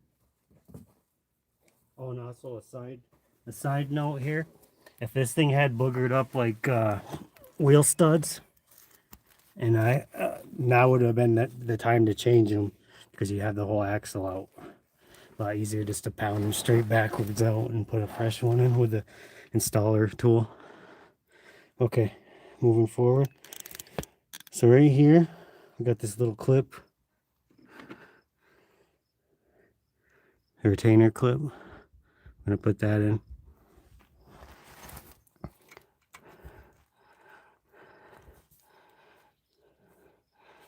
And then push the axle back outward so it keeps that pinned in. And that side's ready. Well, and after we get the other side, we're gonna put that cross beam in this thing. Right here, that's what goes through this hole right here. Okay. And then this bolt here will get cleaned up. We're gonna put on the threads. We're gonna put some blue Loctite before, and snug it up too. Okay. So now let's do this the passenger side, just like we did on the driver's side.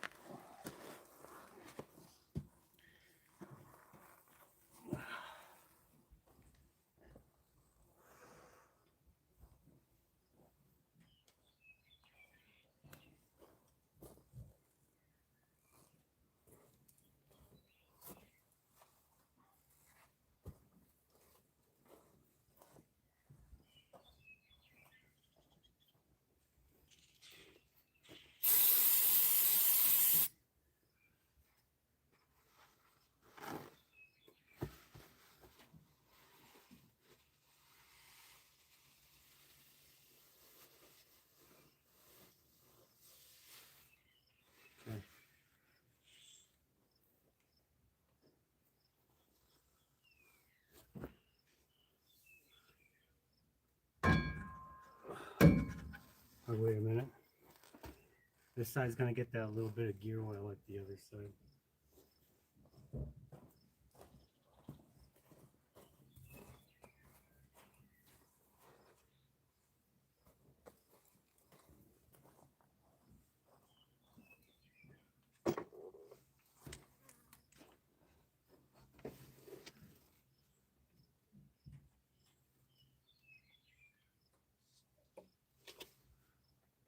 Okay, that part's in.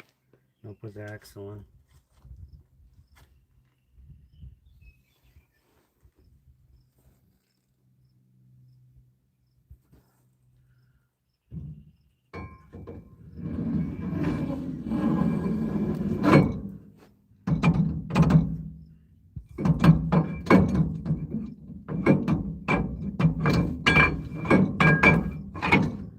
There.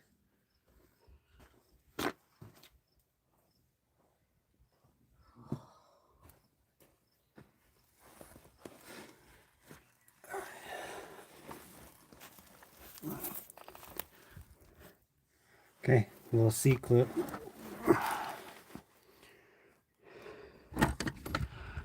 Right here.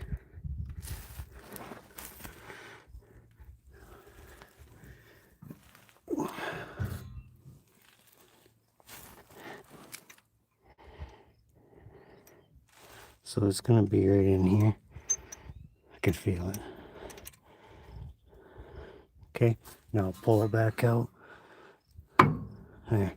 Now put that rod in it. This rod right here.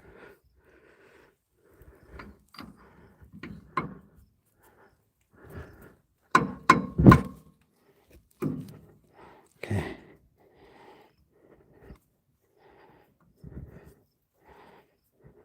Just like that. I'll give it a couple taps from something. What is this? It's a good friction fit. Not super hard though. Just gotta make sure that hole's lined up there so we can put that bolt through it. We're gonna grab the blue Loctite too.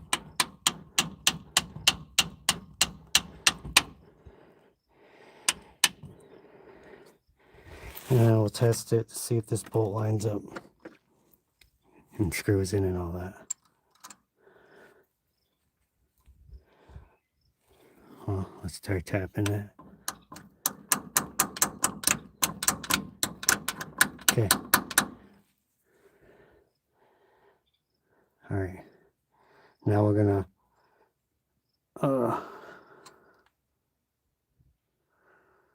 not yet, Pookies. What's up?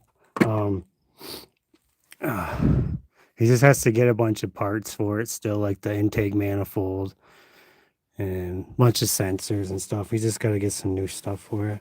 Exhaust manifold to recommend to get new.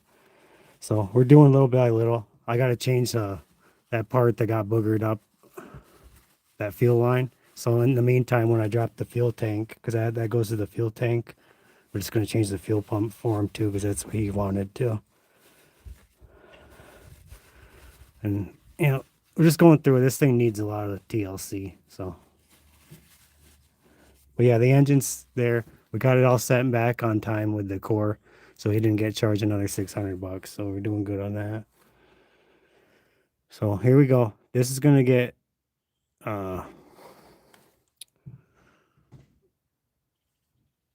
it's getting hot out here. It's hard to think. Brake clean. I'm gonna brake clean these threads, and I'm gonna put blue Loctite on it, and then this will be done. And then we're just gonna get this gasket material off of here. Get the fresh gasket on, and we'll fill it up. And then we're going to follow the torque spec sequences and blue Loctite all these bolts. So that's what's going on.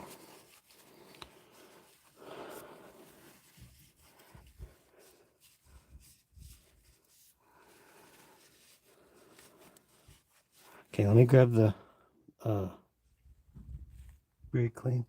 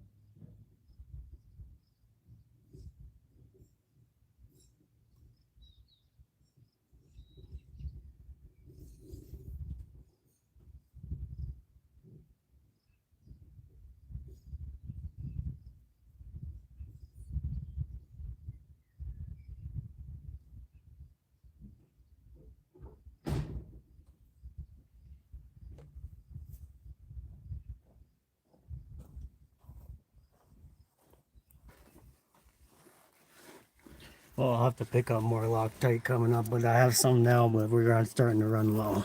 So here we go.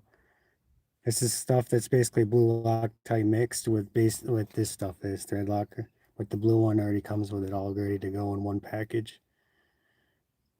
So I'm gonna use the blue one.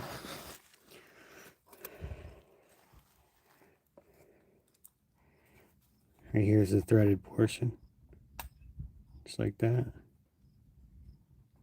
That's good.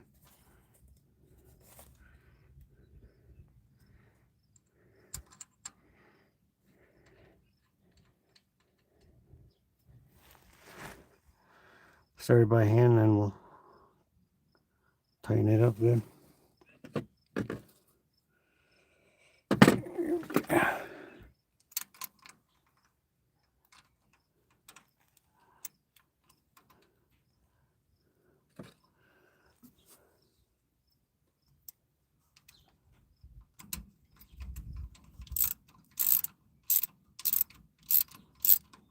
And I'm making sure it's threaded right. It's not cross threading. If it's too tight, then it's not threading right. You know? You guys know that by now if you've seen any of the stuff I do. I'm gonna snug it up good. Hold it back. Good. Because you know, for these, the torque spec isn't very high. We just get it good and snug. If you start doing anything more than that, it's gonna damage stuff. And you don't want these axles coming off when they're driving. So here we go. We got a little plastic scraper. Got a little plastic razor blade. Like that. What I'm gonna do first though, get our paper towel stuffed in here so none of this debris goes in there as easily as it would. Just make life easier. It seems to be working pretty good. I got regular razor blades too.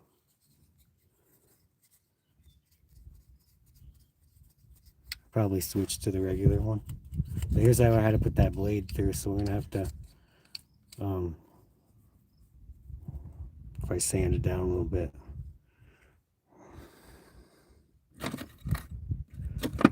I don't have that little razor blade down here. Oh well, it's okay.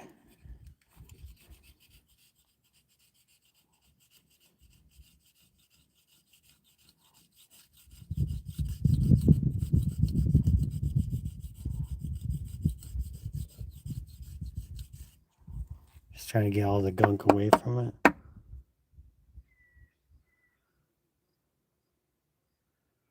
Oh yeah. Oh yeah. Well, it's good to see you on there. I've just been busy with life. I don't have a whole lot of time to get out here and do this. When I do get a chance, I do stuff out here. Well, it's not even that. It's a lot of it's the customer has to buy the parts, and they get a little something every month for it. You know, this is it. You know, takes the patience, and you gotta have the time and the parts and all that. Everything has to line up so you get it done. You know, it's not like a big sponsored channel where everything's done in like a month. It'd be nice, but it's not. It's just me doing this in my backyard for a customer. For, you know, it's a good friend of mine.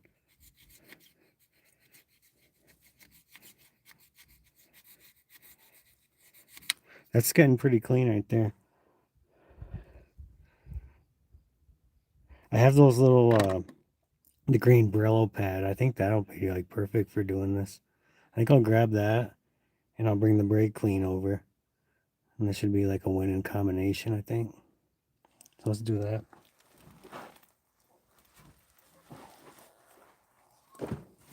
Actually, I have the little red Brillo pads too.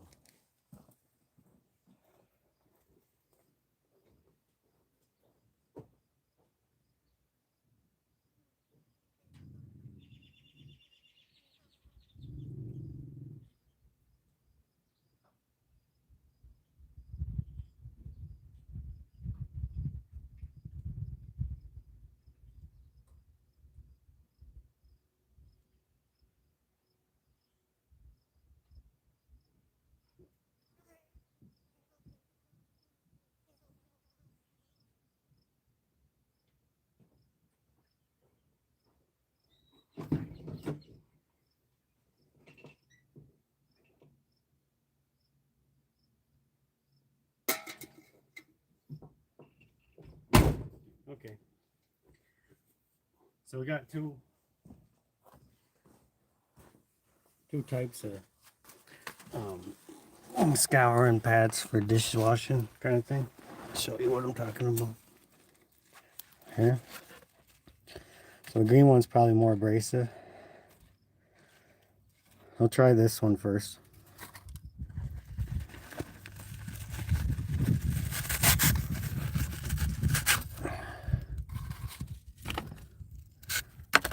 Here we go.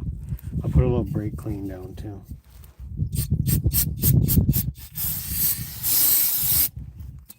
It's evaporating super fast.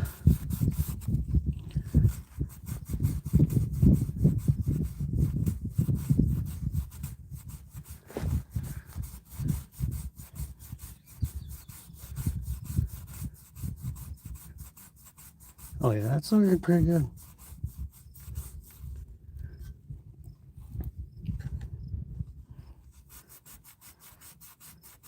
It's like the gasket itself is made out of RTV with like a kind of a rigidity skeleton structure, but it's like the outside of it has RTV because that's like what's residual in here.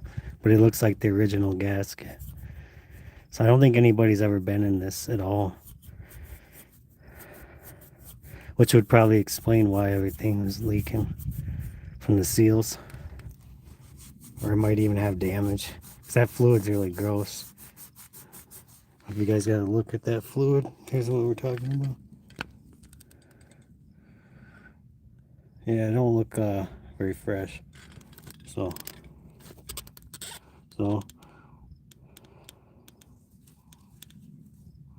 oh man, it sucks. The AC is something you need right now this time of year.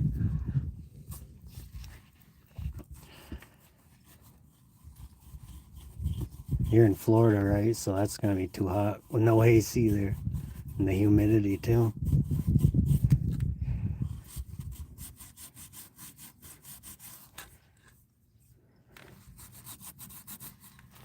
We'll get this part down. That's where we had to stick the blade through to get it to let go, and it's kind of getting the rough edge down, so that's nice. This is going good.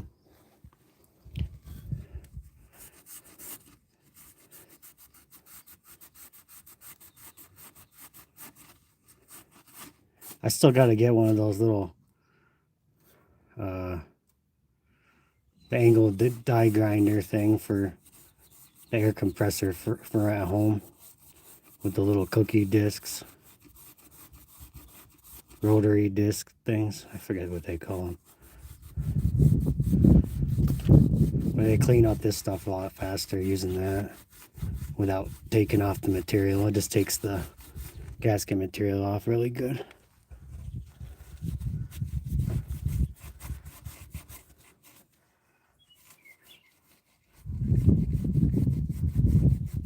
This works pretty good though for by hand. It's probably like about the same abrasiveness as those discs is, except I'd have to do it by hand without pushing a trigger, and it does it for me and aiming it.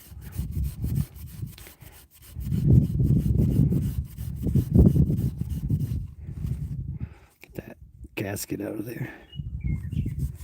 We're almost halfway done on this.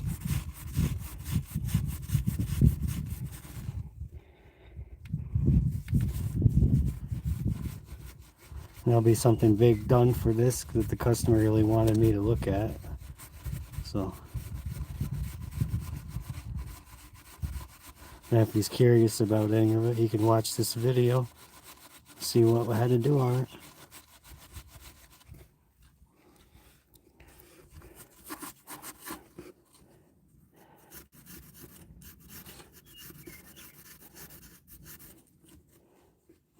And on a side note, this thing only had about 134,000 miles on it, I think. It jumped timing with the phasers issue.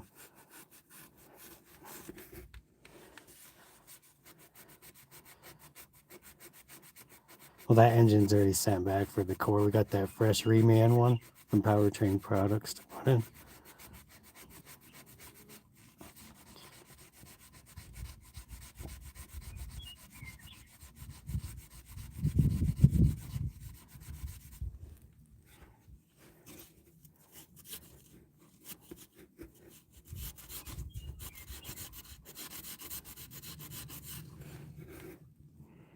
doesn't look too bad, the fluid. I don't see shavings in it. It's just really dark. At least in the pan, the catch pan it is.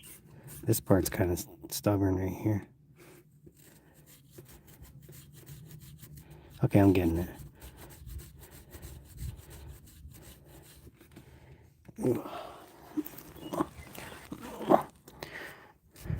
It's hot out here, but it's nice that I'm at least laying under the vehicle in the shade for most of this. I already got the axle stuff done earlier while you guys were watching, if you saw that. And that's in the open sun, but it's all done now.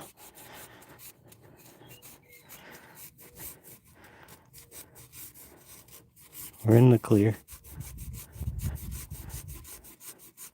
And the next thing is if that pinions has any leaks, so we'll have to verify that when we finally get to drive it, when everything else is all in place.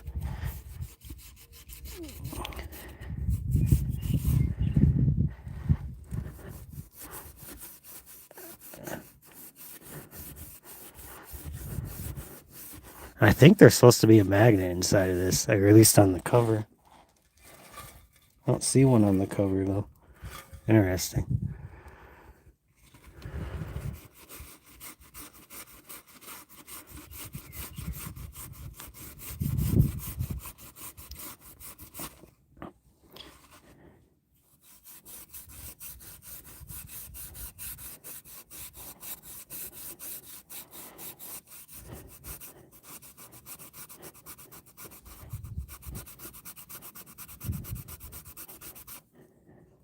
Like something there, like, is that paper? That's like gasket material.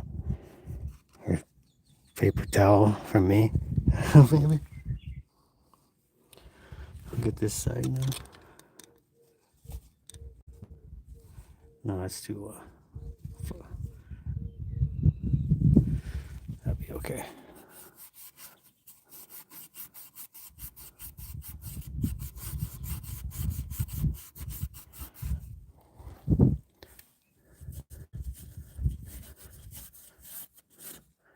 Big old strip of that coming off.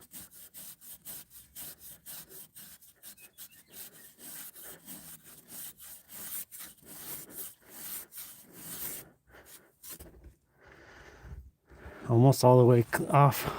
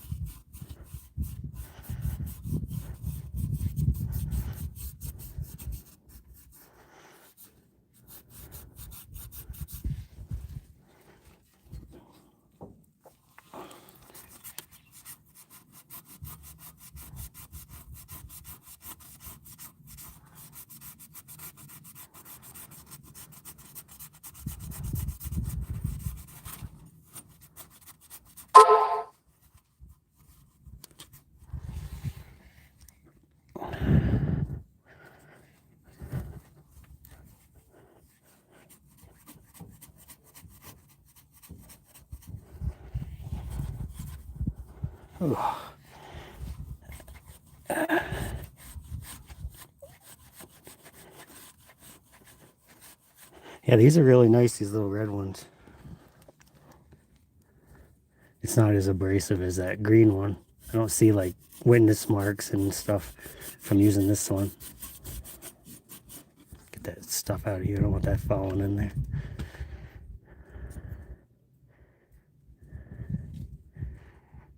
There.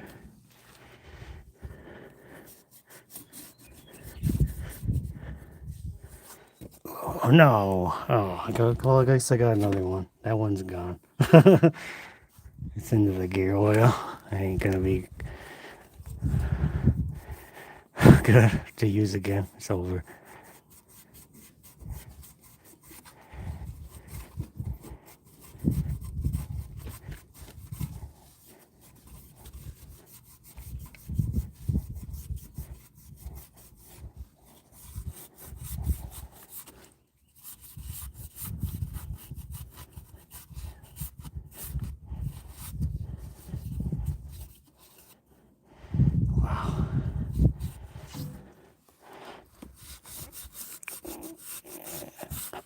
Ow, that's kind of sharp. Don't want to be too rough with the sides, like I was saying earlier today. That's about good. That was brake cleaner. Get the new gasket on it. Here's brake clean. Yeah.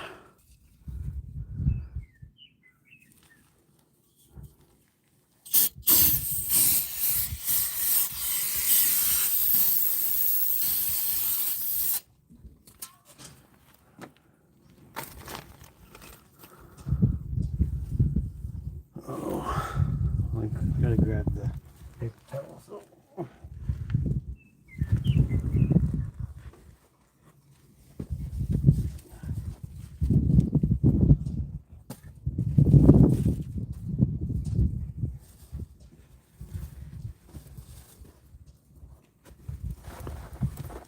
Alright, let's do this again.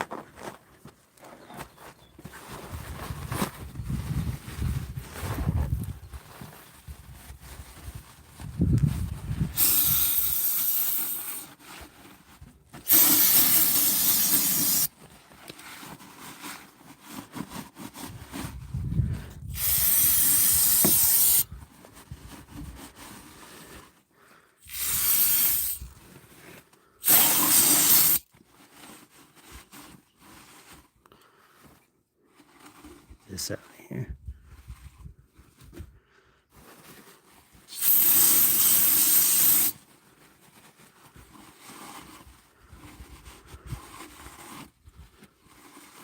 A little smidgen of the gasket there. Let's get that off.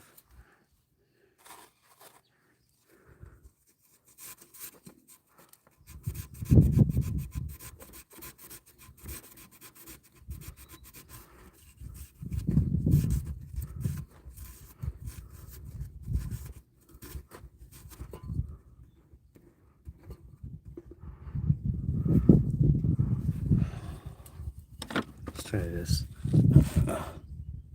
There we go.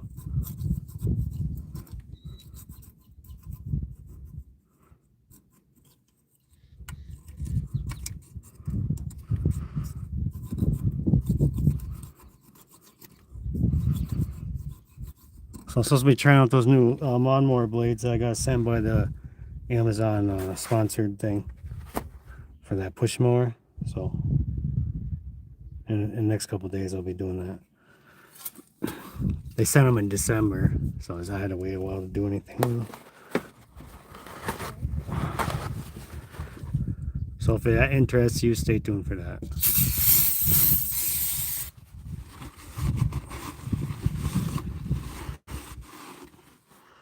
This looks pretty good to me. So now we just have to get the cover cleaned up.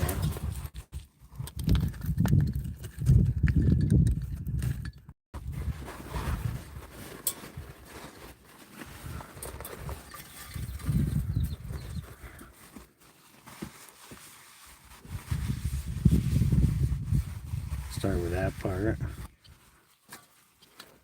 Okay, and then we'll go ahead and start cleaning the outside of it, or the mating surface rather.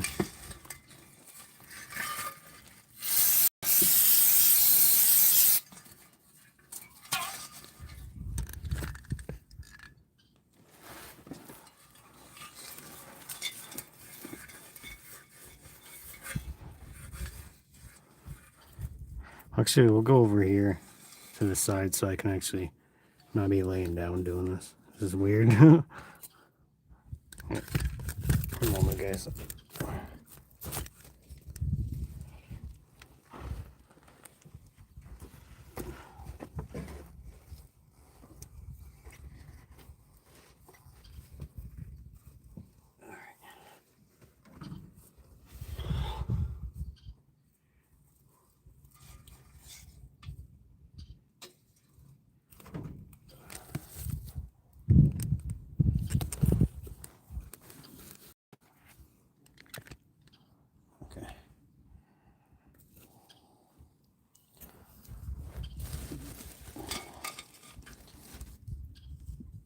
And we'll match up the gasket over here because he's got two of them. two different part numbers too.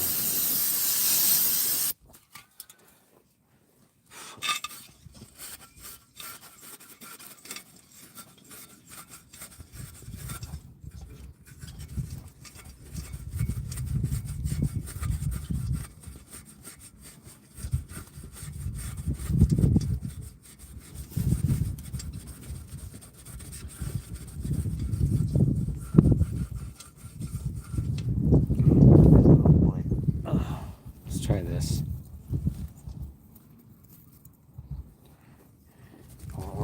Orbital sander for this? Yeah, that would be a good idea.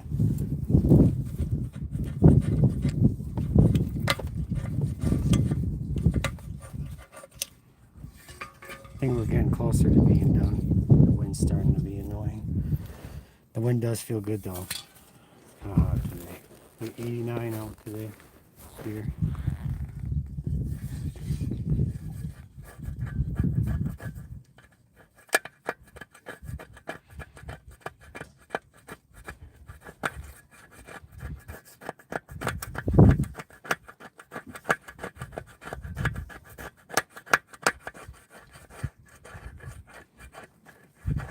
It's doing it. It's kind of not as good as the razor blade though. Probably just grab the razor blade out. This kind is a little more stubborn getting it off. Let me grab the razor blade.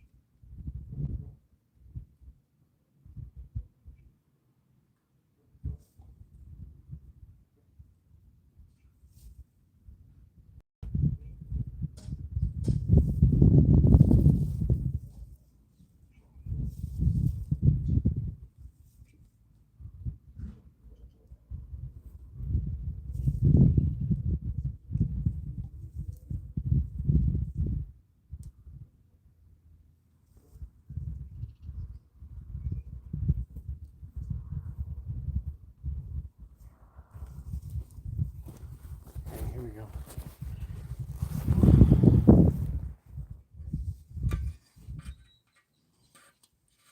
That's pretty good. It's much better.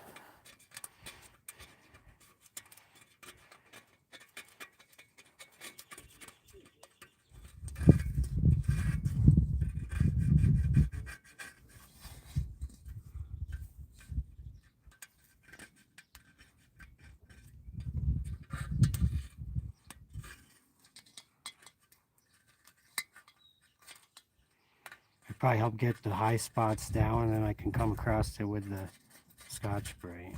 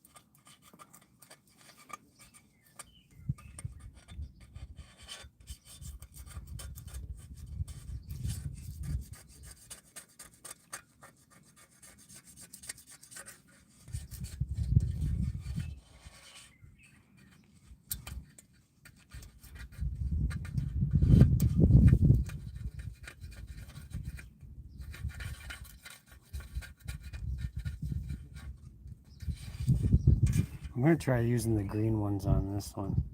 I'll probably speed that up a bit.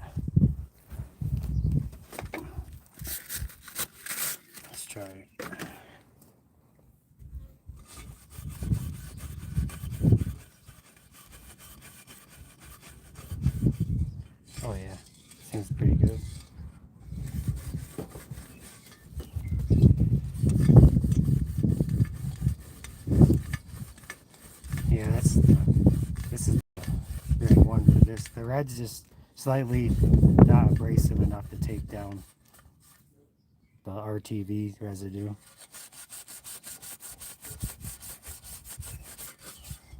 That's working really good.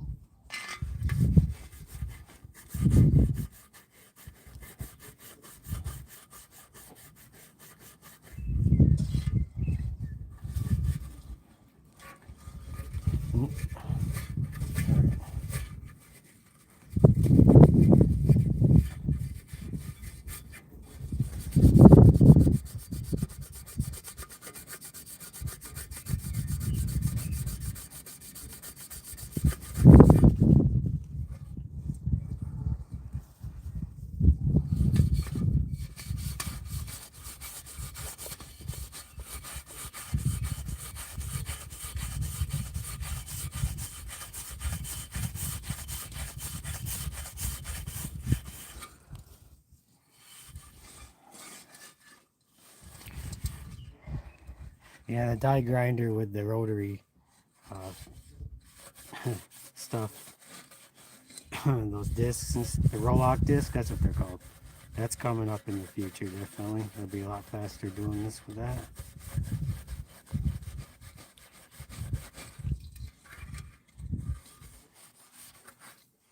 This is doable like this, but it's definitely not the most efficient way.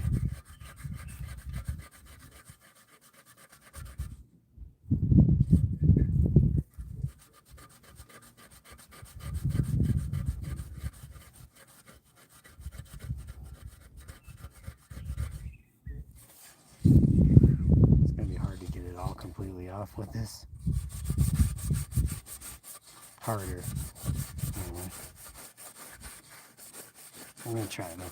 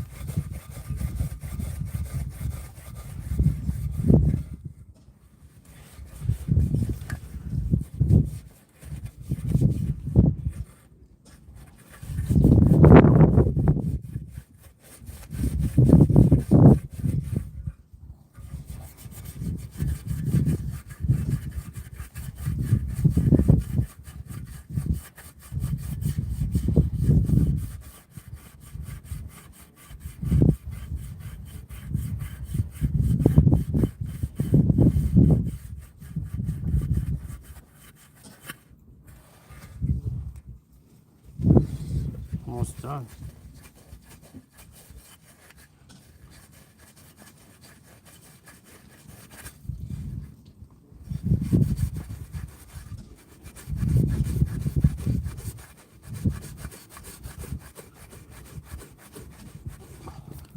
Put the razor on that.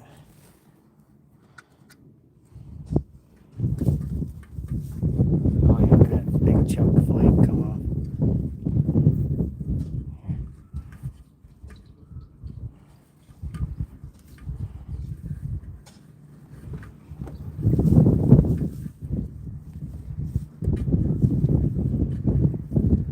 Save a lot of time just using that razor to get that down. Then I'll go over it again with the green Scotch spray. Brillo or whatever it is. Okay, let's try it now.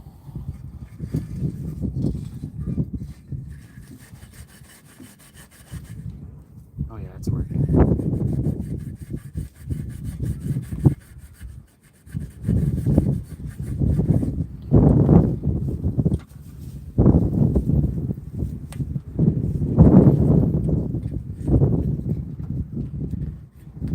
Probably don't want any of this gasket still on there, especially big chunks like that.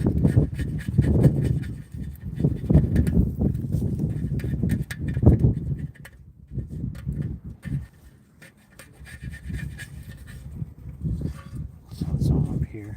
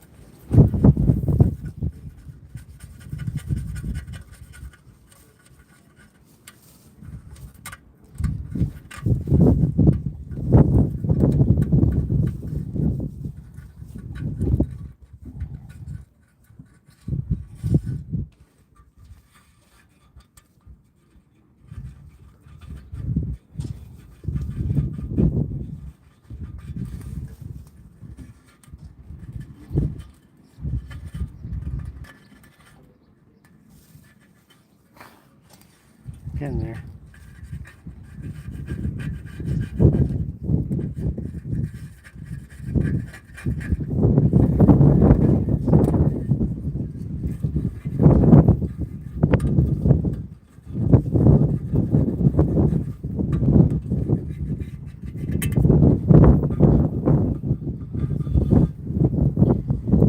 Roll it off and see if it'll go from there. Oh yeah, it's helping. The Brillo just doesn't seem to be able to do it that well if the stuff's a little thick on there. Got a little spot here.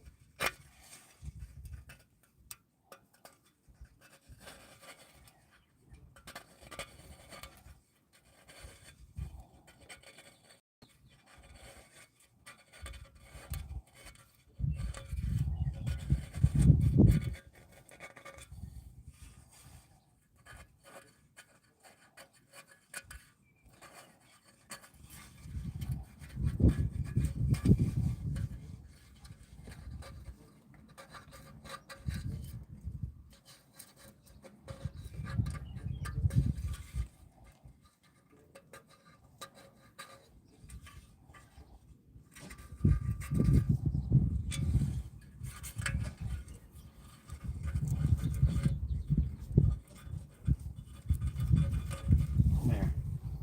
Let's try and Brillo the rest. See if that goes now.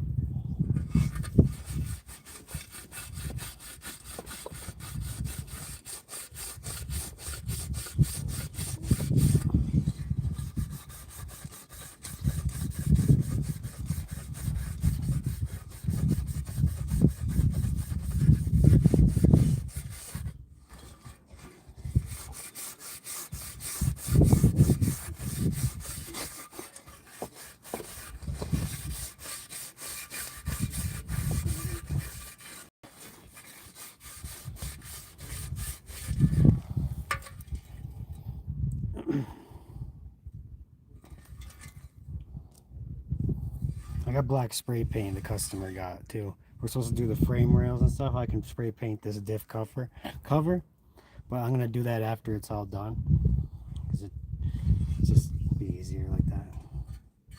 I don't want to spray paint it now and wait for it to dry and come back.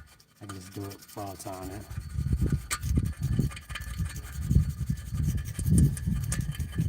Get these last little bits off of here and we'll install it. This stuff's really important though. If I just try to be lazy and leave this stuff, it could potentially leak.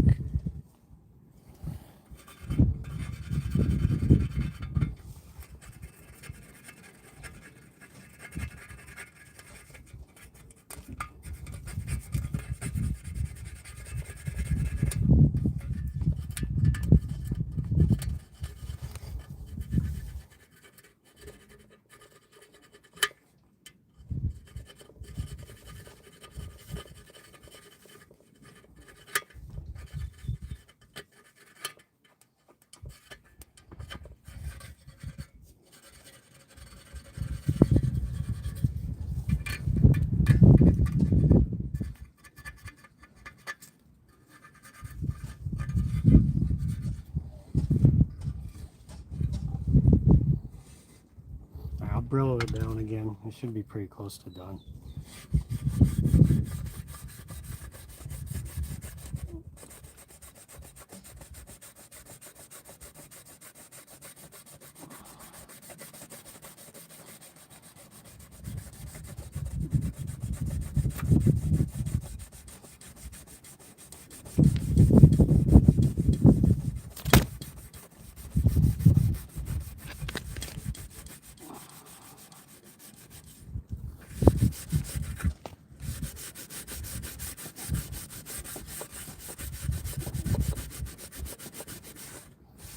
Oh yeah, it's going.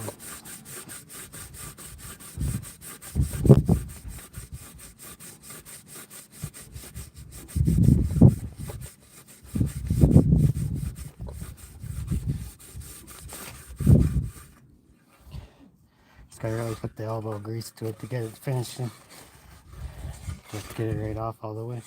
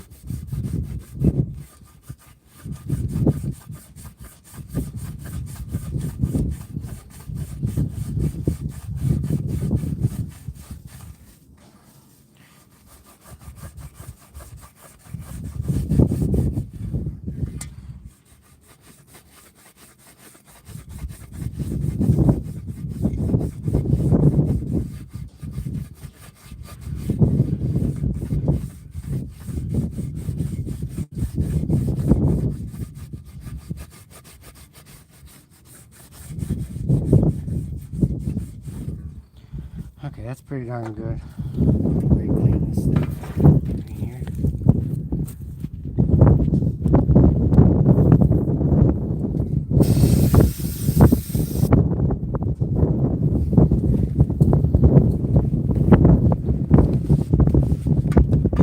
The wind's kind of picking up.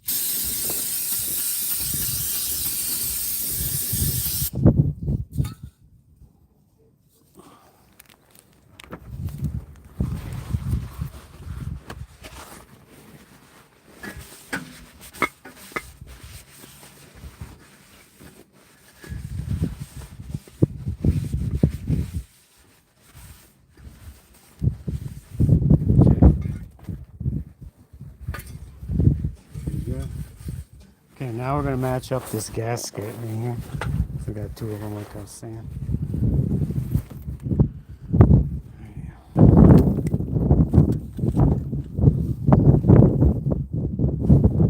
So this one, part number there. And we got this other one, part number right there. So whichever one's a 12 bolt, I'll count on them.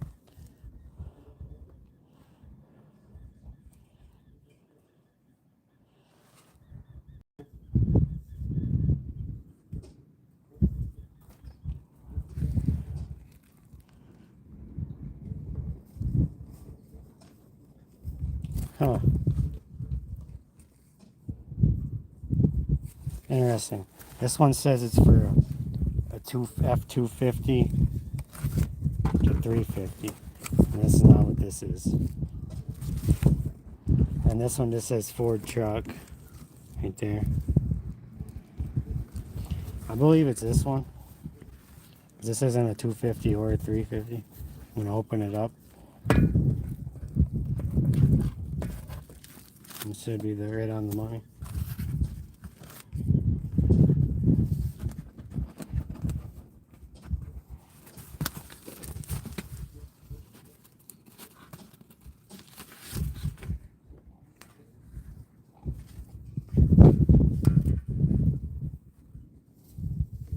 Yeah, this is the one.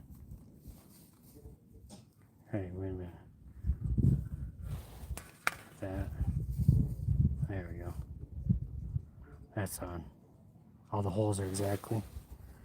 That's the right one. So the part number for this one.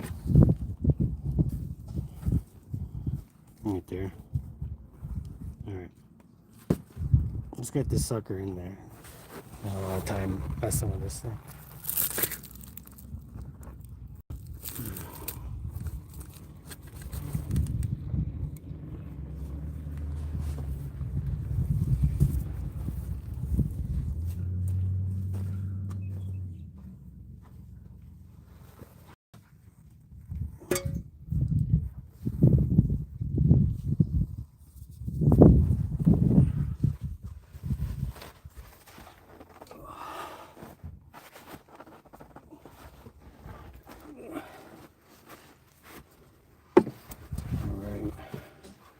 So next order of business. Show you guys. I got the hardware for this cover.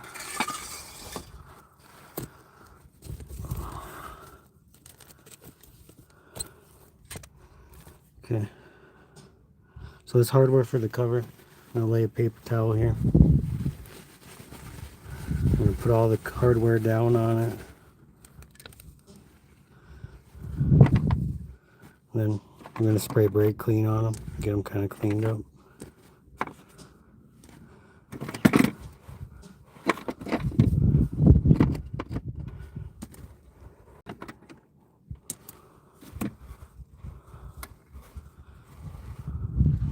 Alright, here we go.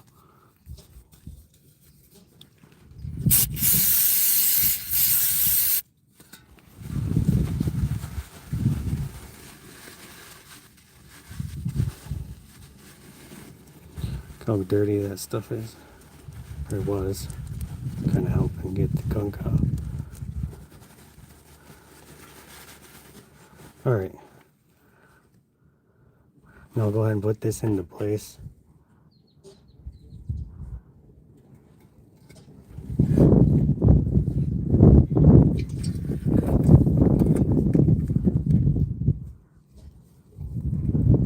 Okay, that's upside down.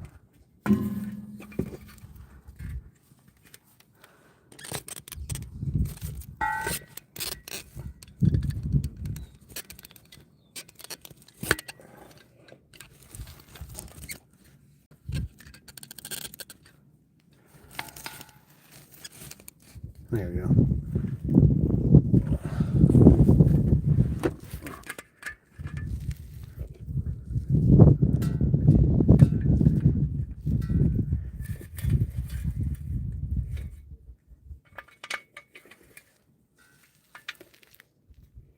I'm going to move this pan so if I drop a bolt, it doesn't go into the pan. Catch pan. Probably a good idea. Alright, here we go.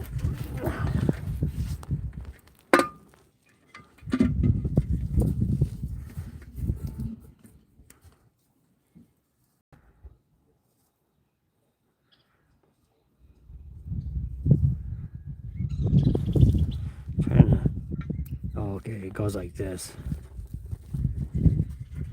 Looks like that. Yeah.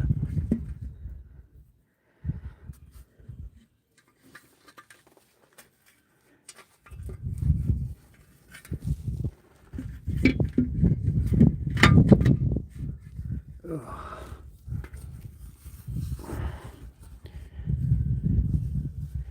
About there.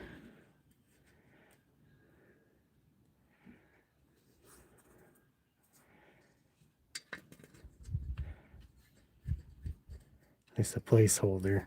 I still got to put the thread locker stuff on them too. But at least gets my foot in the door kind of thing, so it's a placeholder. Kind of.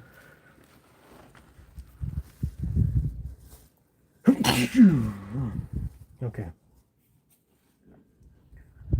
So here's the thread locker / thread sealant mixture, seal lock, Permatex. Okay.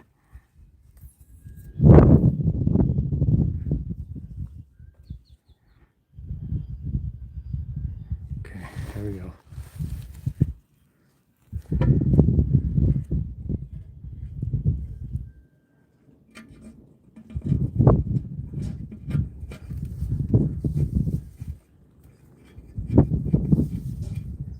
Okay, now don't forget we got this little tag too.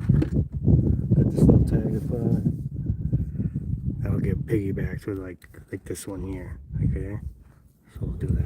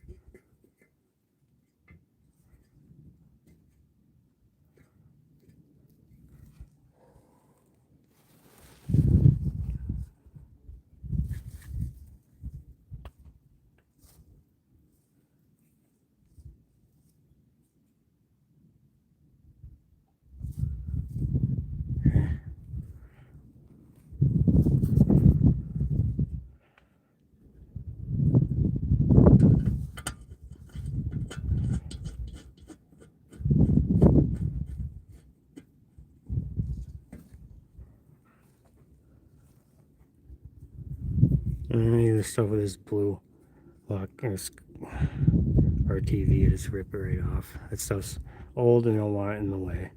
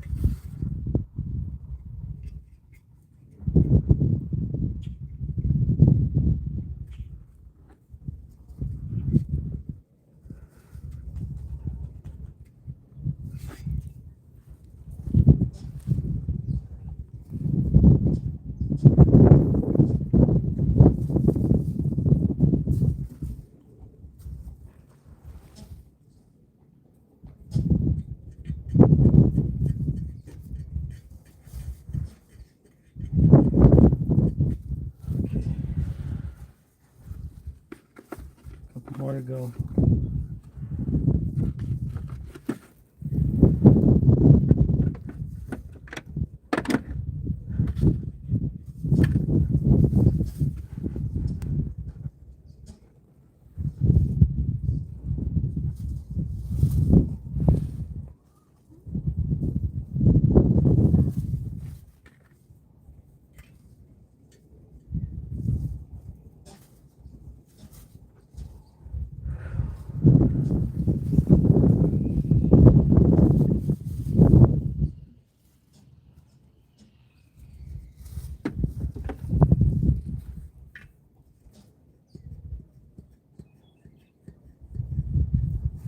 And don't forget this one that I had to hold it up.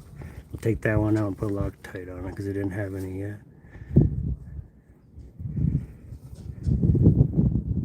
Oh wait, that one does. I think it's this other one. I think this one.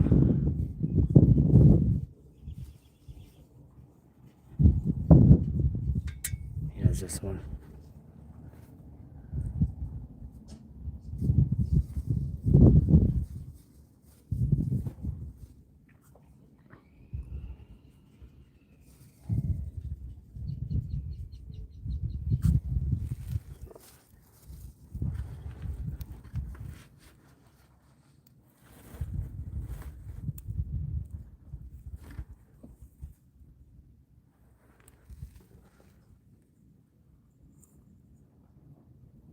Okay, apparently there's another tag. I'll put this tag on this side.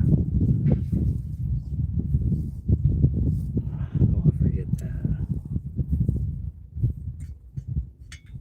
Just piggybacks with the bolt.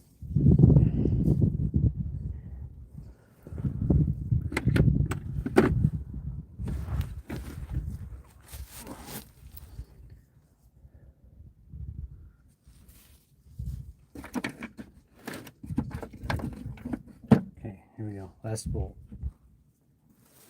And then I'll have to run inside and check on the laptop for the torque spec sequence and all that. And we'll do that next.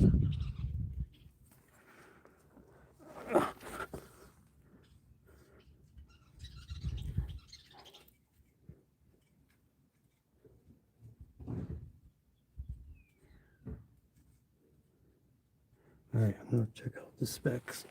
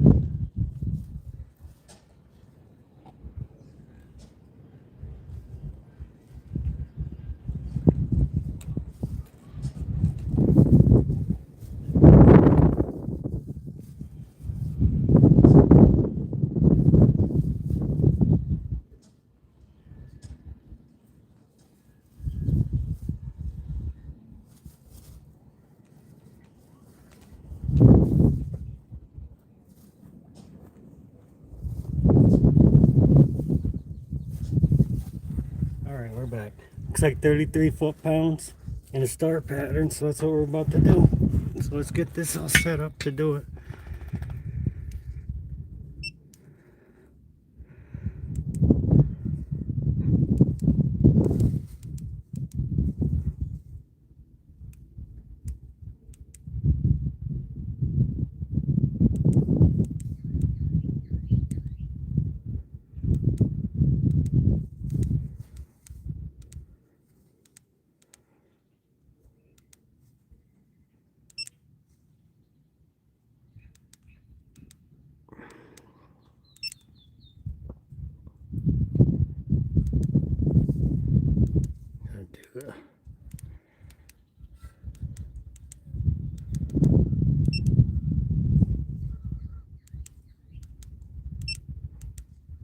I just want basic stuff. I don't need all the angle on this one.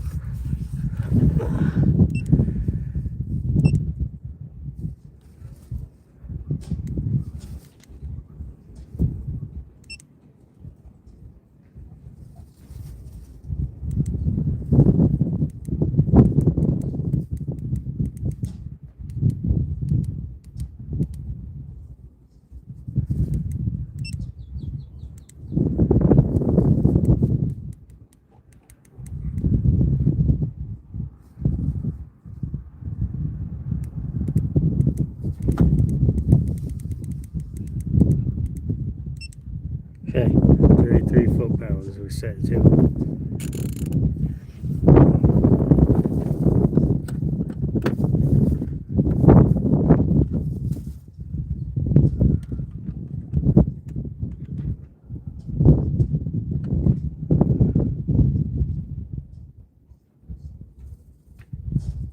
And grab the little extension.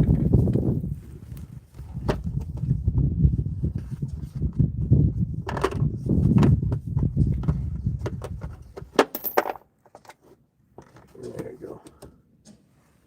What sucker's cooking in the sun? Okay.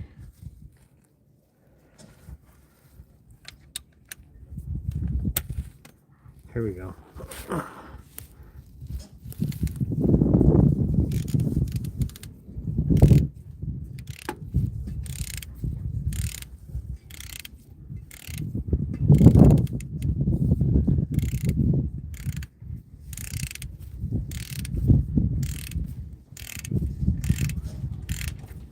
Okay, now we're watching the digital display here.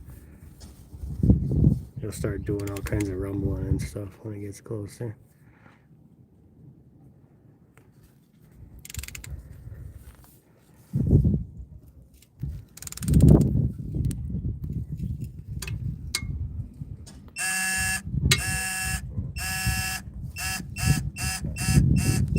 Okay, there's 33 foot-pounds. I'll go right to the opposite side. Do the same thing.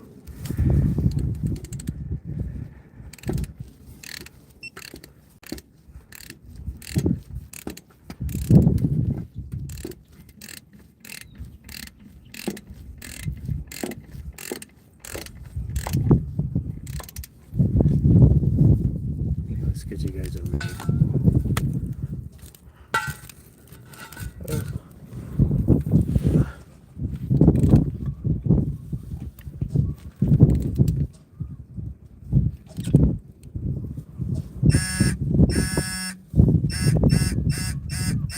Okay. Alright, go to the opposite side.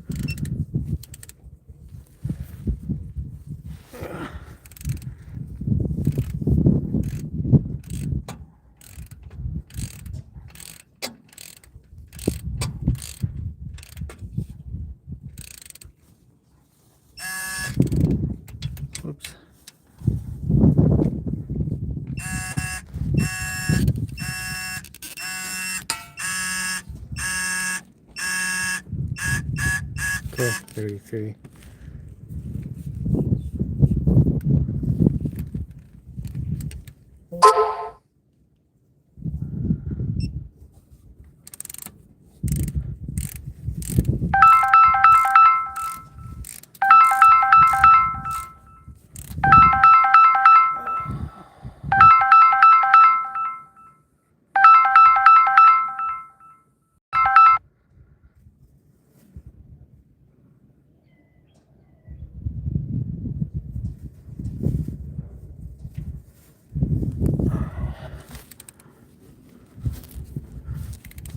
Finish this the last one up here, and then I'll put one.